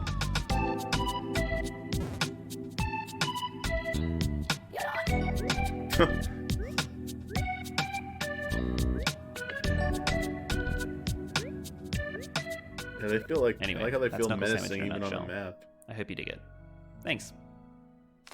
This is a really exciting one to end on. Nice final beat here. Sea of Stars from Sabotage, the creators of The Messenger. Yeah. Fans of Chrono Trigger will be very The one I excited previewed about this. Fans of Chrono Trigger. Been seeing this on Yeah, Kickstarter, it's you very should check much. it If out you haven't because they've seen been this yet, showing a lot of Damiani, really it's just awesome very cool. behind-the-scenes footage. Hey everyone, Messenger my name is is Thierry really Boulanger. I'm a creative director and co-founder at Sabotage Studio in Quebec City, Canada. About 3 months ago, we revealed our next game through a Kickstarter campaign, and we were blown away by the response. Our new game is called Sea of Stars. It's a turn-based RPG inspired by the retro classics. And so much has happened since then, even though it's only been 3 months. We had Yasunori Mitsuda, the Chrono Trigger's composer, who joined the team as a guest composer. And also we're working on a playable demo, which is coming out just next month for backers. And we were also invited by Summer Game Fest to celebrate with them by putting something together. So we were delighted by the opportunity to work on an updated trailer to show some of the polished up animation we've been doing, and also give a bit more screen time to a character that some people felt endearing and wanted to see more of. And so, you know, with everything going on in the world, it seems our duty as entertainers finds new purpose. And so we sincerely hope that you will find enjoyment in this fresh look at Sea of Stars.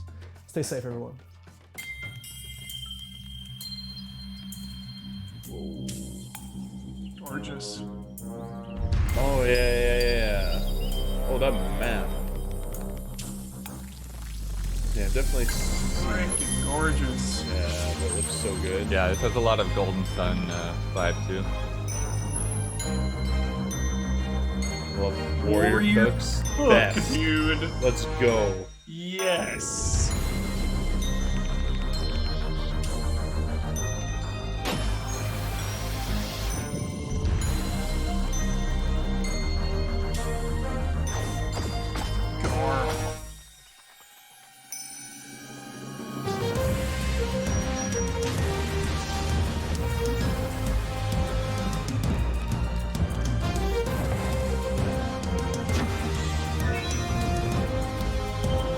Yeah. You can actually control the time of day to an extent.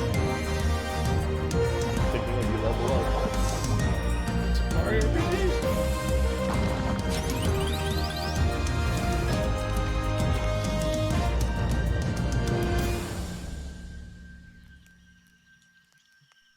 Very impressive.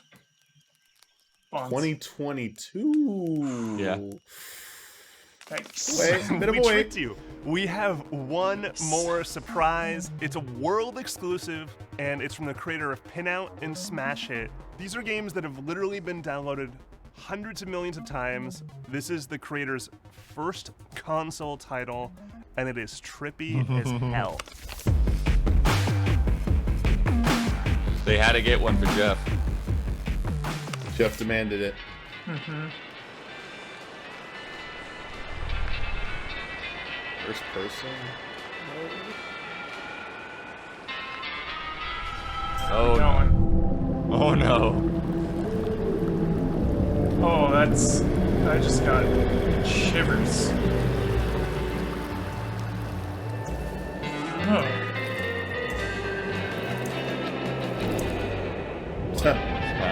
Cheerios? Pilot wings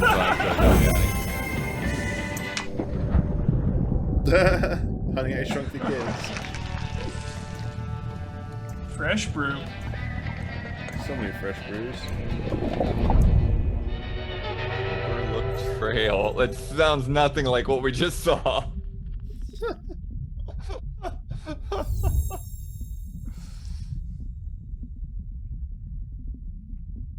Interesting.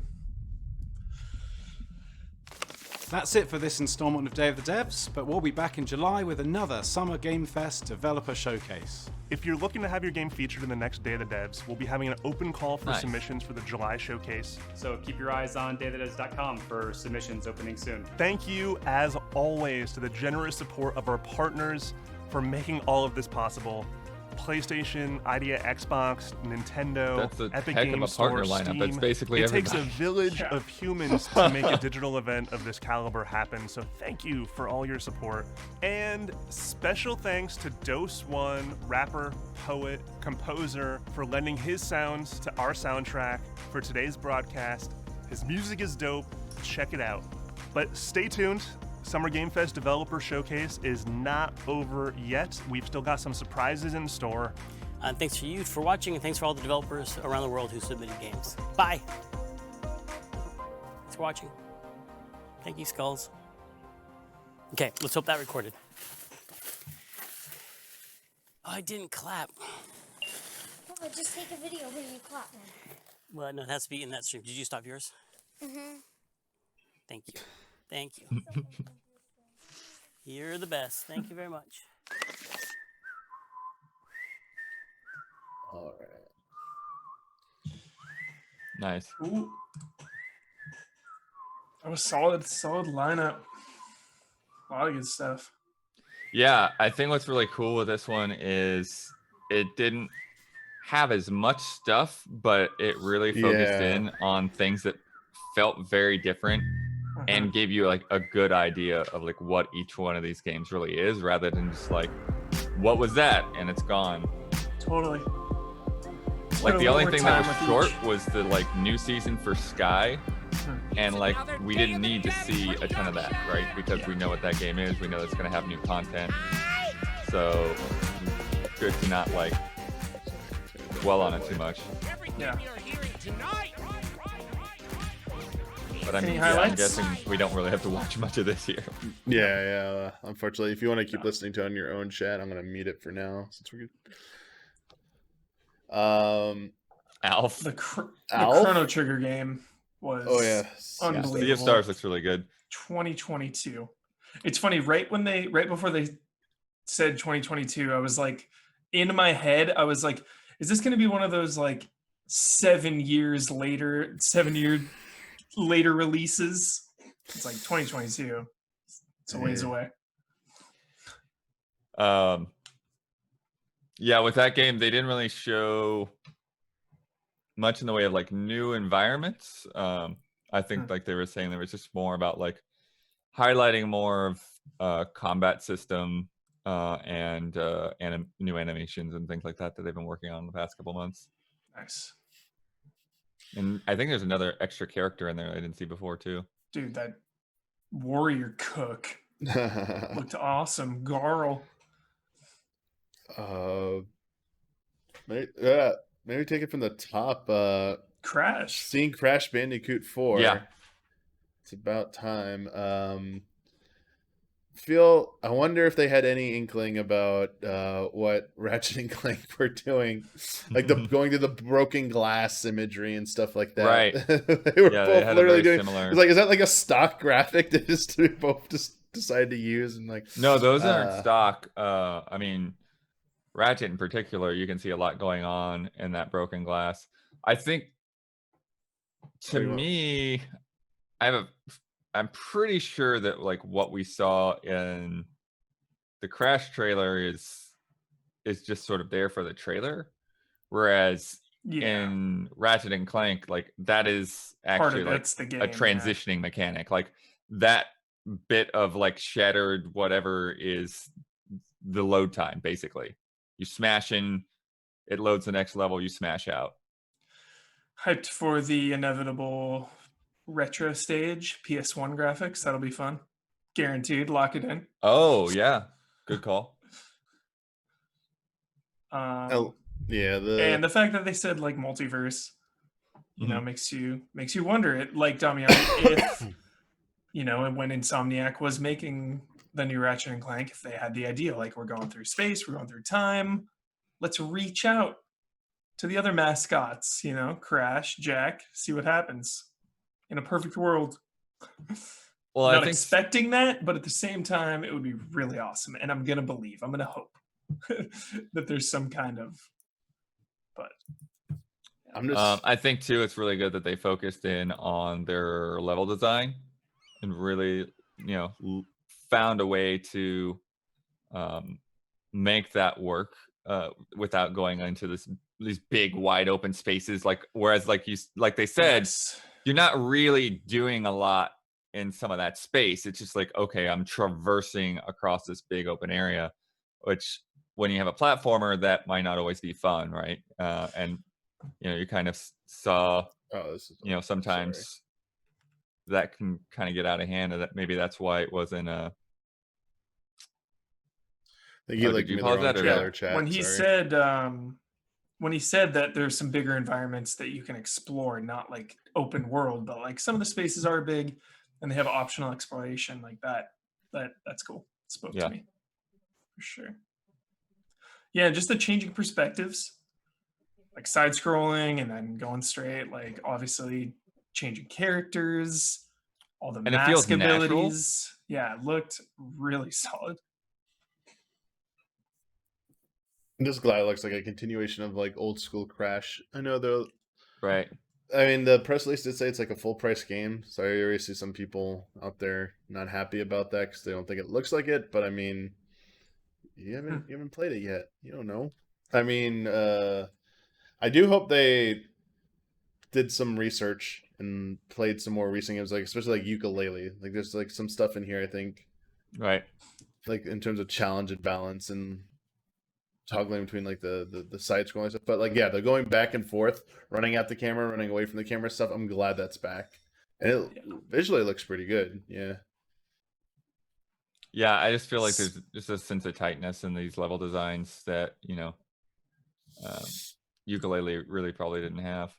Yeah, the what's his face? Neocortex. Is that the scientist guy's names I keep forgetting? Being able to like make platforms out of enemies and items, making like the stable. They were talking about making like the stable platform and then making like a spring thing. Yeah. Like, I'm kind of curious how that's gonna work. And then like the mask powers and stuff seem pretty cool. Sorry, Neocortex. Thanks. Yeah, Geoff having Alf on didn't really have any context. It's just a funny thing he managed to pull off. I don't know why. Do we think that was a Kyle Bossman bit? Do you think you wrote that? I doubt it, but I don't know. I can see it being a harder sell though for $60 when the trilogy was how much? Was that 40 or 60 for 3 full games? Crash Insane trilogy. Let's see how much it is right now. Actually, I forget how much it was. I think it was $40 when it came out. So this is $59.99 for one game. Like that's this is just that comparison. I get that gut. Yeah, that's a reaction tough. of like, I don't know. I mean, I'm kind of on Huber's side. I think this probably should have been, potentially. I mean, who knows? I mean, if it's like a giant game, yeah, it's like totally. super The long, production value is maybe. probably way higher. Like it's a brand new game, probably built from the ground up. Like, yeah, there's so many factors, but I don't feel the need to devalue something just because it's a platformer. And I don't know. Yeah. Well, I mean, Yooka-Laylee wasn't full price either, so this is the newer one. I mean, I don't know. I think there's some wiggle room when you're pricing your game and stuff, like the value proposition, just based on like what you've shown and stuff. It's like, 'cause it's hard. You can't tell everyone, oh, this game's going to be this long. It's going to have this much content stuff. I mean, you can say it, but convincing it, I guess like going for such an expensive price, or full price, sorry, can set yourself up for, people will just be turned off by that price. I don't know. I think I hope they've done their like research and stuff, and truly they feel confident enough that it's gonna sell at that price. And it raises the pressure. I feel like if it's full price, it's like higher expectations come with that. Sure, but I think it's worth keeping in mind that the Insane trilogy, the Spyro trilogy, and the Crash Team Racing, that stuff all sold like bonkers. Like that stuff like was topping charts in the UK. Like that's like they did really well. So I think that as long as they put together like a satisfying game and you can see the love and the work put into it, like I think that people are going to respond to that. Totally. I gotta grab this other trailer if it's on here. I have to see this. Is there a second trailer? The Smite trailer. Oh, the Smite trailer. Damiani was like, I'm out, and then all of a sudden, she's like Smite, and then they troll me, and it's like fine. So yeah, I was like out and stuff, and then like I was just flabbergasted because I was like, okay, like some generic character. I'm like Zuko. And Aang, it's like, I still can't believe this is real. So it's Avatar, Last Airbender, and Korra. So it's more than skins because they're using their abilities and stuff. Yeah. Someone was saying it's just like a skin. You'd have to tell people what the skin was for. Going Avatar state. Look at that. Avatar Aang Merlin's.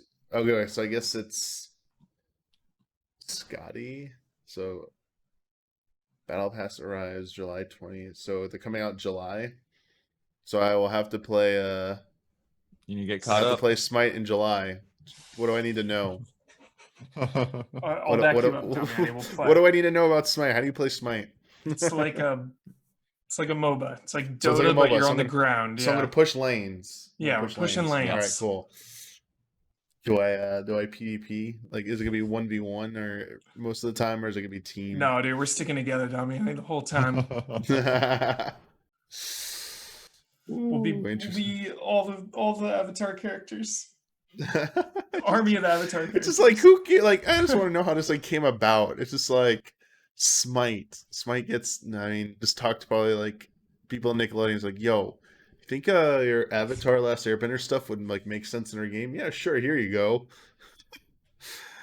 Did they make lore? Are there any other like crossover stuff in Smite? Do they actually have like in-game lore reason for this? Because Don't know. Can't believe it's probably Netflix, and Netflix made this happen. They were trying to reach people who are hard out like me. They were like brainstorming in the meeting, like, how do we get someone who goes, I'm out every time they see the Smite logo appear? Market research shows. So they have a Ruby crossover. Okay, is there like any lore for that, or does it just exist?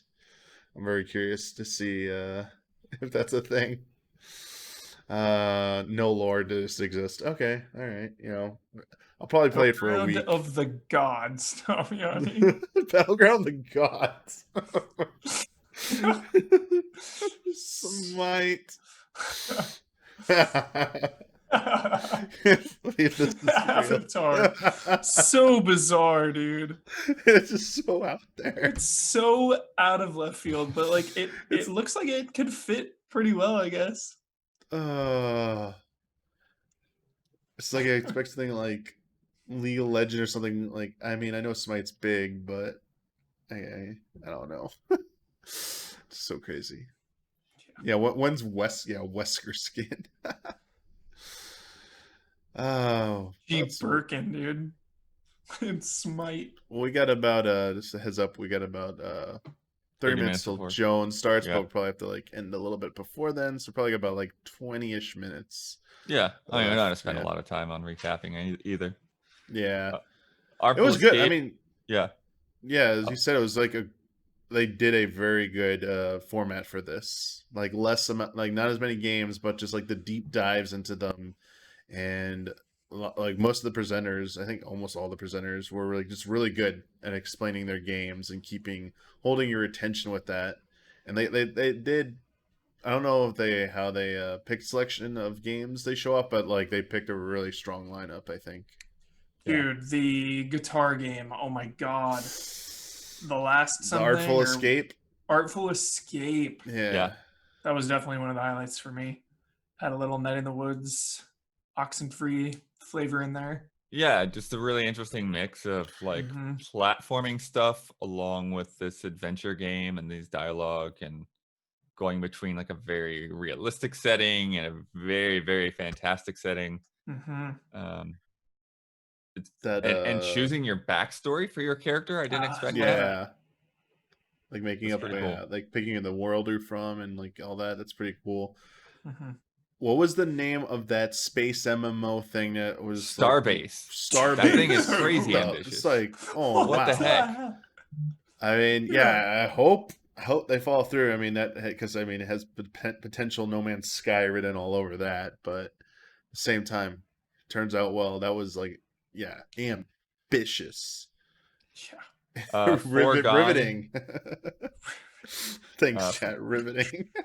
Foregone is a kind of Metroidvania that had the 3D character models. It was like really smoothly animated. She fought that big boss. Spinch was the that crazy platformer with all the rainbows. Yeah, just a showcase of creativity. Yeah. Ynglet was the flowish doodle game, jumping around between like little squares of water. Skate Story. Skate Story we saw before. Looks cool. I like that there's like a story, like obviously a story, like sounds pretty nuts, talking about like demons and stuff going down in the depths. Like, the underworld under New York City. Yeah. Which is interesting because it's mixing kind of like there's like some fantasy there, obviously, but also like the fact that like New York is built legends on all of these layers, you know? Totally. So it's kind of like giving a new dimension to that. Black Book Huber. Black Book. I'm so intrigued by this. Like Slavic folklore. Yeah, like I want to just hear these stories, and that's what they're selling is like, yo, these are underappreciated in popular culture. and I'm so down. Gameplay looks pretty cool too. I know people are turned off by cards, but every time I see cards in that style, it's just a representation of a move like in turn-based combat. Yeah. So I don't really see cards. I just see moves, turn-based moves. Same thing. The good way of disguising it, because card games are, for me personally, a huge turnoff, and did not get that. Everything about that game just made me forget that there was any presence of that in Can't there. hear a word you're saying, Tommy. This thing is so. Oh, you have to mute it on. It's your end. Yeah, you just have to change the volume on your side. That's you. Sorry. Did I mute everyone or no? The volume should only affect. No, you. I meant like the playback volume for the Yeah. trailers. 100% up to you. There was that one time like a week ago when I did it and it muted it for everyone. So then like. Oh, I see.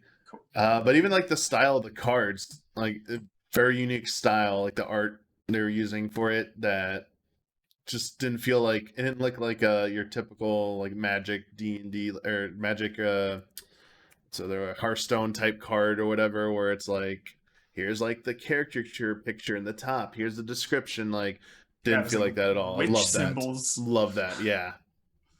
Felt like tarot card style instead. Yeah. Loved it. Drake Hollow, which we had seen before as well, but I think this had a little bit better of a presentation. Totally. I think getting other players in there was essential, livens it up. And also like just cutting between like more things going on rather than just doing like one wave of enemies. Yeah, I think it really showed it off pretty well. Panzer Paladin from the developers of Scott Pilgrim. Oh yeah. Like got your mech, pick up weapons, make your own weapons, pixel art and everything. That's pretty cool. And that's coming out this summer. That's not that far away. Nice.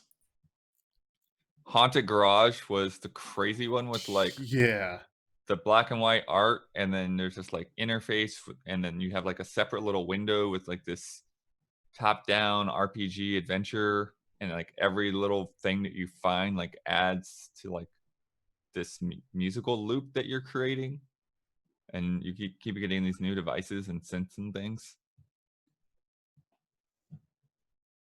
It's pretty neat. Oh, and then we got to actually see gameplay for Eternal Cylinder, which I think is looking really cool. Yeah, the fact that these indoor spaces give them a chance to do more like linear focused puzzles. It's almost like dungeons, right? Yeah. Versus like the big, expansive open world. The open areas looked more like combat focused even. You know, they were like fighting a lot of creatures out there. Then when they went inside, it was more like puzzly.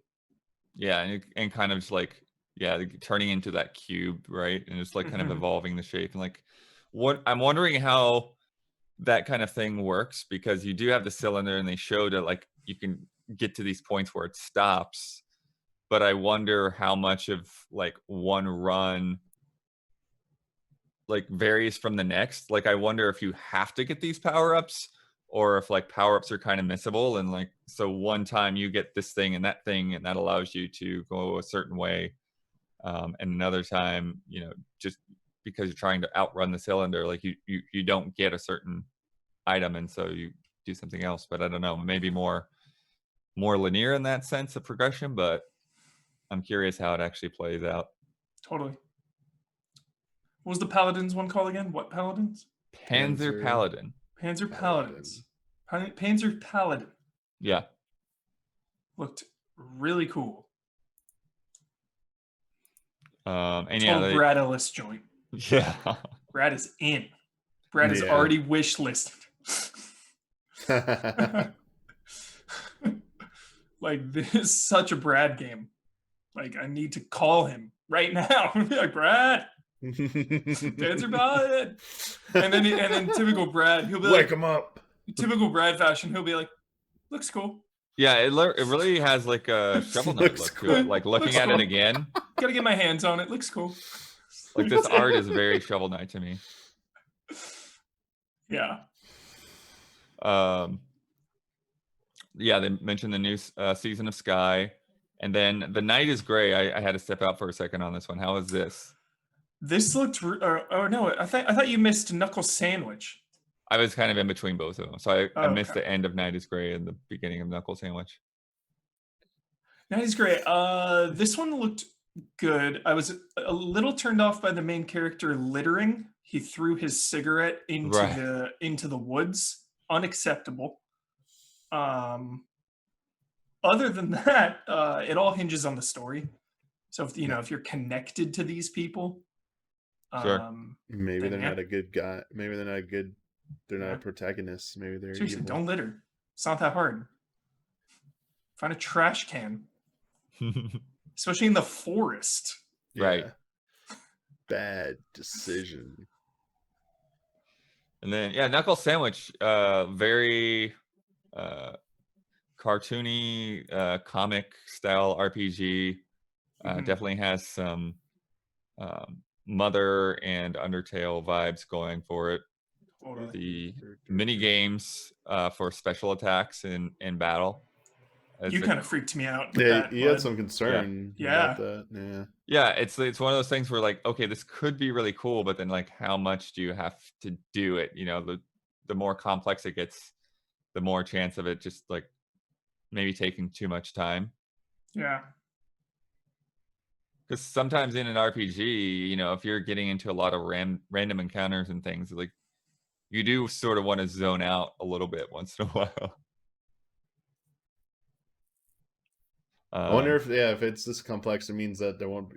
You'd think maybe there aren't as many battles, aren't as frequent, but then when they go to that one shot, there's like a ton of enemies in the area. Like after this part that I'm showing now, like right after it, you come out of the fight, and there is just a bunch of enemies around, which makes me think there are going to be a lot of encounters. Like there's two right there. There's a rat. It's like it's nice you can see them, so it's not random encounters. Yeah, you can there's one avoid up it. there. And like they're very aggressive, so it's like okay. On the flip side, I know there are some people that just don't like turn-based battles. Right. So having them be more active, maybe that can like bring in players that aren't really into turn-based battles, and maybe they'll respond to that more by having a more active role. Yeah, and a lot of it can depend too on the variety. Like, one of the things with Mother 3 is the combat system is there's like a lot of like hitting the attack button on rhythm, and because there's so many battle themes, like learning those rhythms and trying to nail it like can be pretty difficult. But yeah, Sea of Stars, I'm really liking the way this game Unreal, is coming together. Like just the amount of detail that they put into all of their backgrounds and things. The team that does the visuals in these games, like this and The Messenger, is just very impressive work. Yeah. 2022. It's a long ways off. Yeah. Taking their time. Probably just like Hollow Knight, Silk Song. Probably taking its time. Gonna be worth the wait. Yeah. Well, their Kickstarter just ended as well. That's right. It was Kickstarter. Okay. Yeah. Okay. Then no. Yeah. Because I'm usually not into showing games that are like 2 years out. It's like, but if it's Kickstarted, then it makes total sense. Yeah, you gotta show stuff. Yeah, you gotta show. They're showing a good amount of stuff. Yeah, and the demo next month. Cool.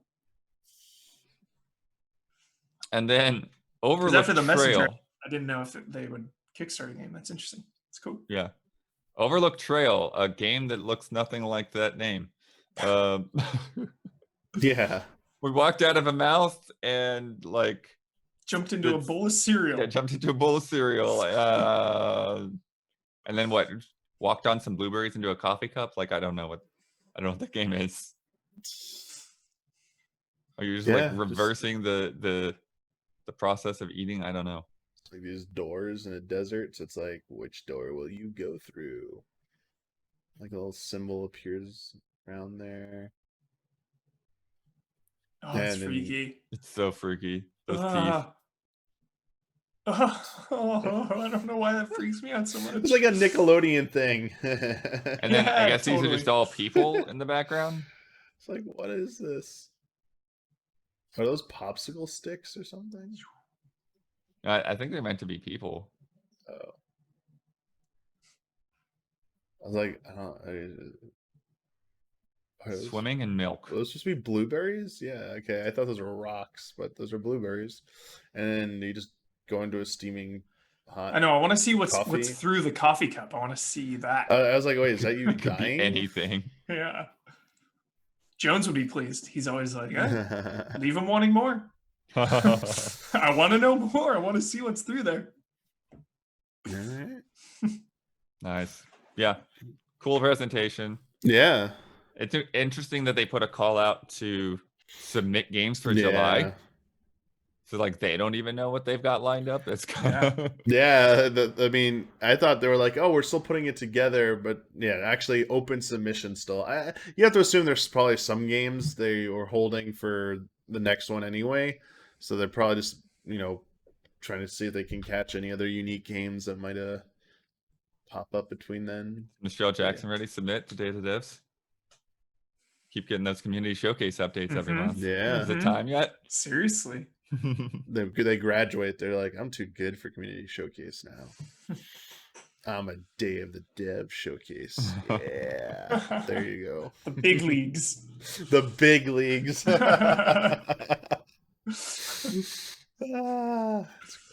Submit Fun Gandalf too. Just further showing that prepackaged presentations are a really nice alternative to a live show. Yeah. And just as good, if not better in some ways. I think a live show is still important for like Sony or Xbox and even Nintendo. I would like to get back to some live shows now and then. But I think this was really well produced. I don't feel like the hosts wasted a lot of time. And I think that this just kept my attention the whole way through. Totally. I agree. Good stuff. Well, we are gonna get ready to sign off here. Stick around if you want to. Cup of Jones will be coming up right after in about like a little over 10 minutes on Patreon. Is it? Oh, yeah, right. Yeah. Thanks, bud. Sorry. It's like, wait a second. It's early in the morning. I was like, we don't have anything else today, though. But I have my Blood Pact, quote unquote, pre-recorded stream. Nice. Will be at 1 o'clock this afternoon. So I'll have that set up to premiere on Easy Allies Play, so you can watch that live. Excellent. Zelda Oracle of Ages. Nice. Ooh, good one, Blood. Yeah, recorded that for 3 hours yesterday. Very jealous. Hadn't played it in 19 years. Wow. If you are going back, it's jolly. Plug. If you're a $5 and up patron, you can still have time to submit a question for Friend Code this week, featuring Kenny and Steve from Yo Video Games. We're gonna be talking about the ARMS announcement today and some fighting game stuff. I'll try and get that out. We're not gonna wait because as a make good for the last episode being late this week, it'll be earlier. So I'll figure that out once I get to it. But tomorrow we'll be back at 8 a.m. or 7:30. Sorry, right? We'll go 7:30 will be when we'll be together. Sometime before 8 a.m. we'll be going live. When we'll be going live, yeah. For New Game Plus Expo. Lots of Japanese developers and studios, and Way Forward in the mix of those. I'll be showcasing a bunch of their upcoming games. Then we got Group Stream. What are we playing on Group Stream tomorrow? SpongeBob. Battle for Bikini Bottom. SpongeBob. Rehydrated. Yeah. And I should say that Brad's review is almost done. So just gotta get that final edit from Ian, and that should hopefully be up later today. Nice. We got 10 Avengers. out of 10 incoming. Oh, 10 out of 10. No. Maybe. Avengers is Wednesday. It is this Wednesday? 10 a.m. Oh, I'm so excited. Yeah, we have some critical. other stuff. We have some other stuff in the schedule that might get moved around. I know there's like other regular streams, but you know, Avengers is first. Don't know how long like will go, but well, Pokemon might be first. Yeah, Pokemon might even be before that. Might be at 6. That might be a 6 a.m. thing. We'll I see. definitely will not be there for that. Yeah, we'll have to figure out who's doing Pokemon because like I'm not doing 4 days, especially Cyberpunk's early. Like I'm not doing 4 days in a row in the early morning. Someone will need to do Pokemon maybe, or maybe I'll sit out tomorrow if someone else can do it. Thursday Cyberpunk, we don't have a time for that yet, but that will be our the last big reaction event for this week that we will be doing. So those. What could they show that we haven't seen in Cyberpunk? Do you guys think?